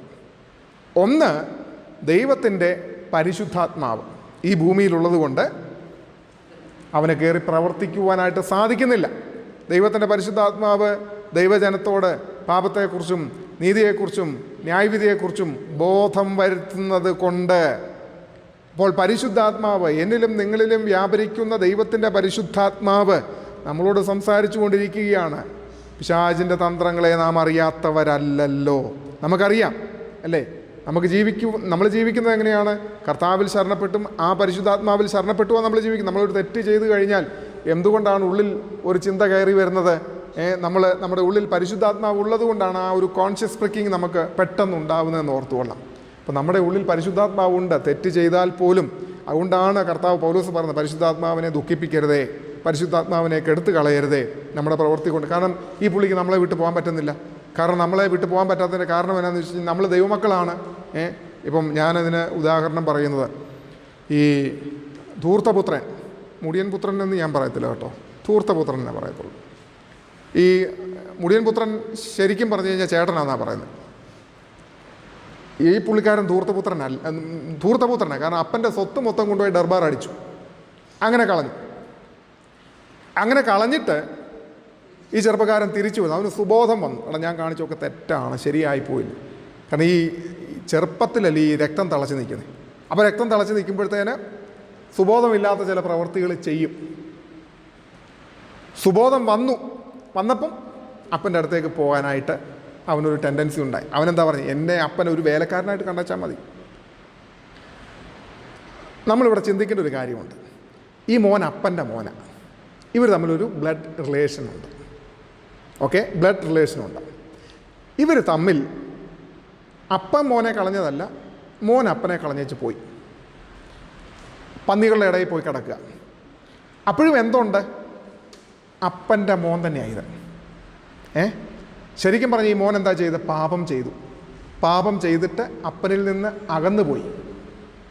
പക്ഷേ രക്തബന്ധം അവിടെ നിൽക്കുകയല്ലേ, അപ്പനും മോനും എന്നുള്ള രക്തബന്ധം അവിടെ നിൽക്കുക. ഈ മോന് സുബോധമുണ്ടായി, തിരിച്ചു വന്നു. അല്ലേ? നമ്മളൊരു ചോദ്യം ചോദിക്കാറുണ്ട്, വളരെ കൺഫ്യൂഷനുള്ളൊരു ചോദ്യം. അത് മനസ്സിലാക്കാൻ സിമ്പിൾ വേ ഇതാണ്: രക്ഷ നഷ്ടപ്പെടുമോ എന്നുള്ളൊരു ചോദ്യം. ദൈവവചനം പഠിപ്പിക്കുന്നത് കർത്താവായ യേശു ക്രിസ്തുവിനെ രക്ഷിതാവായി സ്വീകരിച്ചിരിക്കുന്ന ഒരു ദൈവ പൈതലിൻ്റെ രക്ഷ നഷ്ടപ്പെടില്ല. കാരണം നാം കർത്താവായ യേശു ക്രിസ്തുവിനെ രക്ഷിതാവായി സ്വീകരിച്ചപ്പോൾ അവൻ നമ്മുടെ പിതാവായിട്ട് മാറി. അപ്പനും മോളും എന്നുള്ളൊരു ബന്ധം അവിടെ വന്നു. എന്നിട്ട് നമ്മൾ പാപം ചെയ്തു അപ്പനിൽ നിന്ന് നമ്മൾ അകന്നപ്പോൾ എന്ത് സംഭവിച്ചു? രക്ഷയുടെ സന്തോഷം നഷ്ടപ്പെട്ടു. രക്ഷ നഷ്ടപ്പെട്ടില്ല, അപ്പനും മോനുമാണെന്നുള്ള റിലേഷൻഷിപ്പ് ബന്ധം നഷ്ടപ്പെട്ടില്ല. പക്ഷെ എന്ത് നഷ്ടപ്പെട്ടു? സന്തോഷം പോയില്ലേ? എന്താ പറയുന്നത്? അയ്യോ, എൻ്റെ വീട്ടിൽ എൻ്റെ അപ്പൻ്റെ പണിക്കാർ, അവിടുത്തെ ഭൃത്യന്മാർ വീടിനെക്കുറിച്ച് ഓർക്കുകയാണ്. ഇത്രയും നാളും പാപം ചെയ്ത് ലോകത്തിൻ്റെ പുറകാലെ പോകുന്ന വീടിനെക്കുറിച്ച് അവൻ ഓർക്കുന്നില്ല. അവനൊരു ദൈവ പൈതലായിരുന്നു, വീടിനെക്കുറിച്ച് ഓർക്കുന്നില്ല. ഇപ്പം വീടിനെക്കുറിച്ച് ഓർത്തു. ഒരു അനുതാപം, ഒരേറ്റുപറച്ചിൽ ഉണ്ടായി, മടങ്ങി വരികയാണ്. പിതാവ് അവനെ നല്ല അങ്കിയൊക്കെ കൊടുത്ത് തന്നെ സ്വീകരിച്ച് നല്ല വിരുന്നൊക്കെ നടത്തി. ദാവീദ് ദൈവത്തിൻ്റെ ഹൃദയപ്രകാരമുള്ള മനുഷ്യൻ, ഹൃദയപ്രകാരമുള്ള മനുഷ്യൻ ചെയ്യാൻ പാടില്ലാത്ത തെറ്റ് ചെയ്തു. ധൂർത്തപുത്രൻ, റൈറ്റ്? തെറ്റ് ചെയ്ത് ധൂർത്തപുത്രനായി മാറി. അവിടെയൊക്കെ ഒരു നാഥാൻ പ്രവാചകൻ കടന്നു വന്നു. നീ ആണ് ആ മനുഷ്യൻ. കുറ്റം വെളിവാക്കി കൊടുത്തു. സുബോധം വന്നു. പന്നികളുടെ ഇടയിൽ പോയി കടന്ന് പന്നികൾക്ക് ലഭിക്കുന്ന വാളവര എന്ന് പറയുന്ന ഒരു കായാണ്. നമ്മൾ വിചാരിക്കും വാളവര എന്ന് പറഞ്ഞാൽ വേറെ വരയാണ്, അല്ലെ വേംസിനെ കൊണ്ട്. അതല്ല, വാളവര എന്ന് പറയുന്നൊരു കായ. അതെങ്കിലും കിട്ടിയാൽ മതി, അല്ലേ? അപ്പോൾ പന്നികളുടെ ഇടയിൽ കിടന്നപ്പോൾ ഈ വാളവര വന്നു, അതെങ്കിലും കിട്ടിയാൽ മതി എന്നുള്ള ചിന്ത അവൻ്റെ ഉള്ളിൽ വന്നു, അല്ലേ? ഒരു പക്ഷേ വാളവരയുടെ രൂപത്തിലായിരിക്കും നാഥാൻ പ്രവാചകൻ എന്ന ആത്മാവ് അവനിലേക്ക് വന്നതെന്ന് ചിന്തിച്ചാൽ മതി. അവനൊപ്പം ഓർത്തു, എൻ്റെ വീട്, അല്ലേ? നാഥാൻ പ്രവാചകൻ വന്ന് ചൂണ്ടിക്കാണിച്ചു, നീയാ കുഴപ്പക്കാരൻ. കരഞ്ഞു, പ്രാർത്ഥിച്ചു, രക്ഷയുടെ സന്തോഷം എനിക്ക് തിരികെ തരയണമേ. മനസ്സിലായോ കഥ? രക്ഷയുടെ സന്തോഷം. ദൈവമക്കളെ, ഒരു ദൈവ പൈതൽ കർത്താവായ യേശു ക്രിസ്തുവിനെ രക്ഷിതാവായി സ്വീകരിച്ച് കഴിഞ്ഞാൽ ദൈവത്തിൻ്റെ മകൻ മകൾ എന്നുള്ള അവകാശമാണ്. നമ്മുടെ കുഞ്ഞുങ്ങൾ എത്ര തെറ്റ് ചെയ്താലും, കുഴപ്പം കാണിച്ചാലും, നമ്മൾ അടി കൊടുത്താലും, നമ്മളിൽ നിന്ന് വിദൂരത്ത് പോയാലും തേങ്ങുന്ന ഒരപ്പനുണ്ട്, തേങ്ങുന്ന ഒരമ്മയുണ്ട്. മക്കളെത്ര കൊലപാതകികളായാലും, നമ്മൾ കണ്ടിട്ടില്ലേ ടെററിസ്റ്റായിട്ട് പോകുന്ന നാട്ടിലുള്ള ആളുകളെക്കുറിച്ച് അവരുടെ അമ്മമാരുടെയോ അപ്പന്മാരുടെയോ അടുത്ത് ചെന്ന് ഈ മീഡിയക്കാർ ചെന്ന് മകനെക്കുറിച്ച് എന്ത് പറയുന്നു എന്ന് ചോദിക്കുമ്പം മീഡിയയുടെ മുമ്പിൽ അവർ പറയും, എൻ്റെ മകനെന്ന് പറയാൻ ഞാൻ താല്പര്യപ്പെടുന്നില്ല എന്ന് പറഞ്ഞു വിടും. അപ്പോഴും ഉള്ളിൻ്റെ ഉള്ളിൽ ഒരാന്തലുണ്ടെന്ന് ഓർത്തോണം. നൊന്ത് പ്രസവിച്ച് വളർത്തിക്കൊണ്ടുവന്ന മകൻ, അവൻ തൂങ്ങിച്ചാകുവാൻ അല്ലെങ്കിൽ അവനെ ഗവൺമെൻറ് സെൻറ്റൻസ് ടു ഡെത്തിലേക്ക് വിടുന്നതായിട്ടുള്ള സമയത്തും തേങ്ങുന്ന ഒരു പിതൃഹൃദയമുണ്ട്, ഒരു മാതൃഹൃദയമുണ്ട്. മകൻ എന്നായാലും മകനാ, മകളെന്നായാലും മകളാ. അവർ കൊലപാതകികളായാലും എത്ര ഇതായാലും അവർ മക്കളാന്ന് ഓർത്തുകൊള്ളാം. പക്ഷേ എന്താ സംഭവിക്കുന്നത്? ലോകത്തിൽ അപ്രകാരമായി പോകുന്നു. എന്നാൽ നമ്മുടെ ദൈവം എന്താണ്? ഒന്ന് മടങ്ങി വരാൻ സാധ്യതയുണ്ടെങ്കിൽ, ഒന്ന് മടങ്ങി വരുവാൻ താല്പര്യമുണ്ടെന്നുണ്ടെങ്കിൽ കൈക്കൊള്ളുന്ന ദൈവം. എന്നാൽ മകനാണ്, മകളാണ്, കാര്യം ശരിയാണ്, നീ ഇതിനകത്ത് തന്നെയാണ് കടക്കാൻ ഉദ്ദേശിക്കുന്നതെങ്കിൽ നിനക്കത് പോവുകയും ചെയ്യും. രക്ഷയുടെ ദാവീദിന് കാര്യം മനസ്സിലായി. ദാവീദ് പ്രാർത്ഥിച്ചു, രക്ഷയുടെ സന്തോഷം തിരികെ തരണമേ. അപ്പോൾ എന്താ നമുക്ക് നഷ്ടപ്പെടുന്നത്? സന്തോഷം പോകുമെന്നേ. ഇപ്പോൾ ഒരു കുടുംബത്തിൽ പാർക്കുകയാണെന്ന് പറഞ്ഞു കഴിഞ്ഞാലും അപ്പനും അമ്മയും സഹോദരങ്ങളും തമ്മിൽ ആ ബന്ധമില്ലെന്നുണ്ടെങ്കിൽ എന്താ സംഭവിക്കുന്നത്? അത് നഷ്ടപ്പെടുക. സന്തോഷമില്ല, സമാധാനമില്ല, സ്നേഹമില്ല എന്നുള്ളത് നമുക്ക് മനസ്സിലാക്കുവാനായിട്ട് കഴിയുമെന്ന് ഓർത്തുകൊള്ളാം. അതുകൊണ്ട് ഇവിടെ ഞാൻ ആ പറഞ്ഞു വന്നത് അതിനിടയ്ക്ക് കയറ്റി പറഞ്ഞെന്നുള്ളതേ ഉള്ളൂ. അപ്പോൾ അധർമ്മമൂർത്തിയെ തടയുന്നത് എന്താണെന്നുള്ളതാണ് നമ്മുടെ ചോദ്യം, അല്ലേ? ആ അധർമ്മമൂർത്തിയെ തടയുന്നത് എന്താണെന്നാണ് പറഞ്ഞിരിക്കുന്നത്. ഞാൻ ഓർമ്മിപ്പിച്ചു, ഒന്ന്, ഈ ലോകത്തിലൊരു ഭരണ സംവിധാനം ഉണ്ട്. അപ്പോൾ ദൈവത്തിൻ്റെ പരിശുദ്ധാത്മാവാണ് ഒന്ന്, അല്ലേ? അപ്പം നമ്മളെ സംബന്ധിച്ചിടത്തോളം നമ്മൾ ഇത്രയും ചിന്തിച്ചാൽ മതി. ഇന്ന് ഭൂമിയിൽ ഈ അന്തിക്രിസ്തുവിൻ്റെ വാഴ്ച തടയുന്നത് ആരാകുന്നതെന്ന് ചോദിച്ചാൽ ഒന്ന് പരിശുദ്ധാത്മാവാണ് എന്നുള്ളത് ഓർത്തുകൊള്ളാം. വേദശാസ്ത്ര പണ്ഡിതന്മാരുടെ ഇടയിലുള്ള മറ്റൊരു അഭിപ്രായം ഞാൻ നിങ്ങളോട് പറയാം. അത് ഇന്ന് ലോകത്തിലുള്ളതായ ഭരണ സംവിധാനം. ഈ ഭരണം മാറിപ്പോവും. അതായത് അന്തിക്രിസ്തു എഴുന്നള്ളുന്നതോടുകൂടെ ലോകത്തിലെ ഭരണ സംവിധാനത്തിന് മുഴുവൻ താളം തെറ്റും. കാരണം അവൻ മാത്രം വൺ വേൾഡ് ലീഡറായിട്ട്, ഇപ്പം നമ്മൾ തന്നെ ഏകലോക ഗവൺമെൻറ്റിനെ കുറിച്ചൊക്കെ നമ്മൾ കേൾക്കുന്നുണ്ട്. ഏകലോക ഗവൺമെൻറ്, ഏകലോക ബാങ്ക്, ഏകലോക സംവിധാനം. ഇപ്പോൾ നമ്മുടെ ഇന്ത്യ രാജ്യത്ത് വരാൻ പോകുന്നു വൺ ഇലക്ഷൻ. എല്ലാം വണ്ണിലേക്ക് ക്രമീകരിക്കുകയാണെന്ന് ഓർത്തോണം. എല്ലാം വൺ സിംഗിൾ സംവിധാനത്തിലേക്ക് പൊയ്ക്കൊണ്ടിരിക്കുന്ന ഒരു കാലഘട്ടത്തിലാണ് നമ്മൾ ജീവിക്കുന്നതെന്ന് ഓർത്തോളം. അപ്പോൾ ഒരു ഏകലോക ഗവൺമെൻറ്, വൺ വേൾഡ് സിസ്റ്റം വന്നു കഴിയുമ്പം ലോകത്തിലെ മറ്റ് ഭരണ സംവിധാനങ്ങൾ മുഴുവനും മാറ്റപ്പെടും. ഒരുത്തൻ മാത്രമാണ് ഭരണത്തിലെന്ന് ഓർത്തുകൊള്ളാം. അപ്പോൾ ഈ ഭരണ സംവിധാനങ്ങൾ മാറുന്നതോടുകൂടെ ലോലെസ്നെസ്, അധർമ്മമൂർത്തി, നിയമലംഘനം കയറി പിടിക്കുവാനായിട്ട് സാധ്യതയുണ്ട്. എന്നാൽ നാം കൂടുതൽ സ്ട്രെസ് ചെയ്ത് ചിന്തിക്കേണ്ടത് എന്താകുന്നു എന്ന് ചോദിച്ചാൽ, ദൈവത്തിൻ്റെ പരിശുദ്ധാത്മാവ്, ഈ പരിശുദ്ധാത്മാവ് സഭയുമായിട്ട് റാപ്ചർ ചെയ്ത് പോയി കഴിയുമ്പോൾ പരിശുദ്ധാത്മാവ് പിന്നെ ഇവിടെ ഇല്ല. പരിശുദ്ധാത്മാവ് ഇവിടെ ഇല്ലെങ്കിൽ പാപത്തെക്കുറിച്ചും നീതിയെക്കുറിച്ചും ന്യായവിധിയെക്കുറിച്ചും ആര് ബോധം വരുത്തും? മനസ്സിലാക്കിക്കോണം. പരിശുദ്ധാത്മാവ് എന്തിനായി ഇന്ന് ദൈവം നമ്മളെ കാഴ്ച തന്നിരിക്കുന്നത്? നമ്മുടെ കാര്യസ്ഥനായി നിന്ന് തെറ്റിലേക്ക് പോകുവാണ് കറക്റ്റ് ചെയ്യാൻ വേണ്ടിയിട്ടാണ്. കാര്യസ്ഥനില്ലാതെ വരുമ്പോഴോ, പരിശുദ്ധാത്മാവ് ഇല്ലാതെ വരുമ്പോഴോ സകലവും തെറ്റിൻ്റെ കൂമ്പാരമായിരിക്കും എന്നുള്ളത് ഓർത്തോളൂ. അപ്പം അവൻ സമയത്തിന് മുമ്പേ വെളിപ്പെടാതിരിക്കേണ്ടതിന് ഇപ്പോൾ തടുക്കുന്നത് എന്ത് എന്ന് നിങ്ങൾ അറിയുന്നു. അവിടെ കൊണ്ട് ഞാനിന്ന് അവസാനിപ്പിക്കുക. 7-ാമത്തെ വാക്യം മുതൽ ദൈവം അനുവദിച്ചാൽ അടുത്ത ക്ലാസ് നമുക്ക് ചിന്തിക്കാം. അധികമായാൽ ഒത്തിരി പ്രയാസമായിരിക്കും, എല്ലാം കൂടെ ഡൈജസ്റ്റ് ആവത്തില്ല, അല്ലയോ? അടുത്ത ക്ലാസ്സിൽ അടുത്ത വാക്യം നമുക്ക് ചിന്തിക്കാം. അപ്പോൾ നമ്മൾ ഓർത്തുകൊള്ളണം, അന്ത്യകാലത്ത് നമ്മളെ തെറ്റിക്കുവാൻ, വഞ്ചിക്കുവാൻ ഏതു വിധേനയും ഉപായം പ്രവർത്തിച്ചുകൊണ്ട് ലോകം നമ്മുടെ മുമ്പിലേക്ക് വരുവാനായിട്ടുള്ളതായ സാധ്യത വളരെ ഉണ്ട് എന്നുള്ളത് ഓർത്തുകൊള്ളാം. വിശ്വാസത്യാഗം സംഭവിക്കണം. നാശയോഗ്യനും അധർമ്മമൂർത്തിയുമായവൻ വെളിപ്പെടണം. അവൻ്റെ ക്യാരക്ടർ എന്താണെന്നുള്ളത് പഴയ നിയമത്തിൽ നിന്നും പുതിയ നിയമത്തിൽ നിന്നും നമുക്ക് പഠിക്കുവാനായിട്ട് കഴിഞ്ഞു. ദൈവത്തിൻ്റെ ജനമേ, ജാഗ്രതയോടുകൂടെ ജീവിപ്പാൻ, കൃത്യതയോടുകൂടെ ജീവിപ്പാൻ, ദൈവത്തെ മഹത്വപ്പെടുത്തിക്കൊണ്ട് ജീവിപ്പാൻ ദൈവം നമ്മളെ സഹായിക്കട്ടെ. ദൈവം തന്നെ പരിശുദ്ധാത്മാവ് മുഖാന്തരം നമ്മെ ഏവരെയും സഹായിക്കുകയും അനുഗ്രഹിക്കുകയും ചെയ്യുമാറാകട്ടെ. ആമേൻ.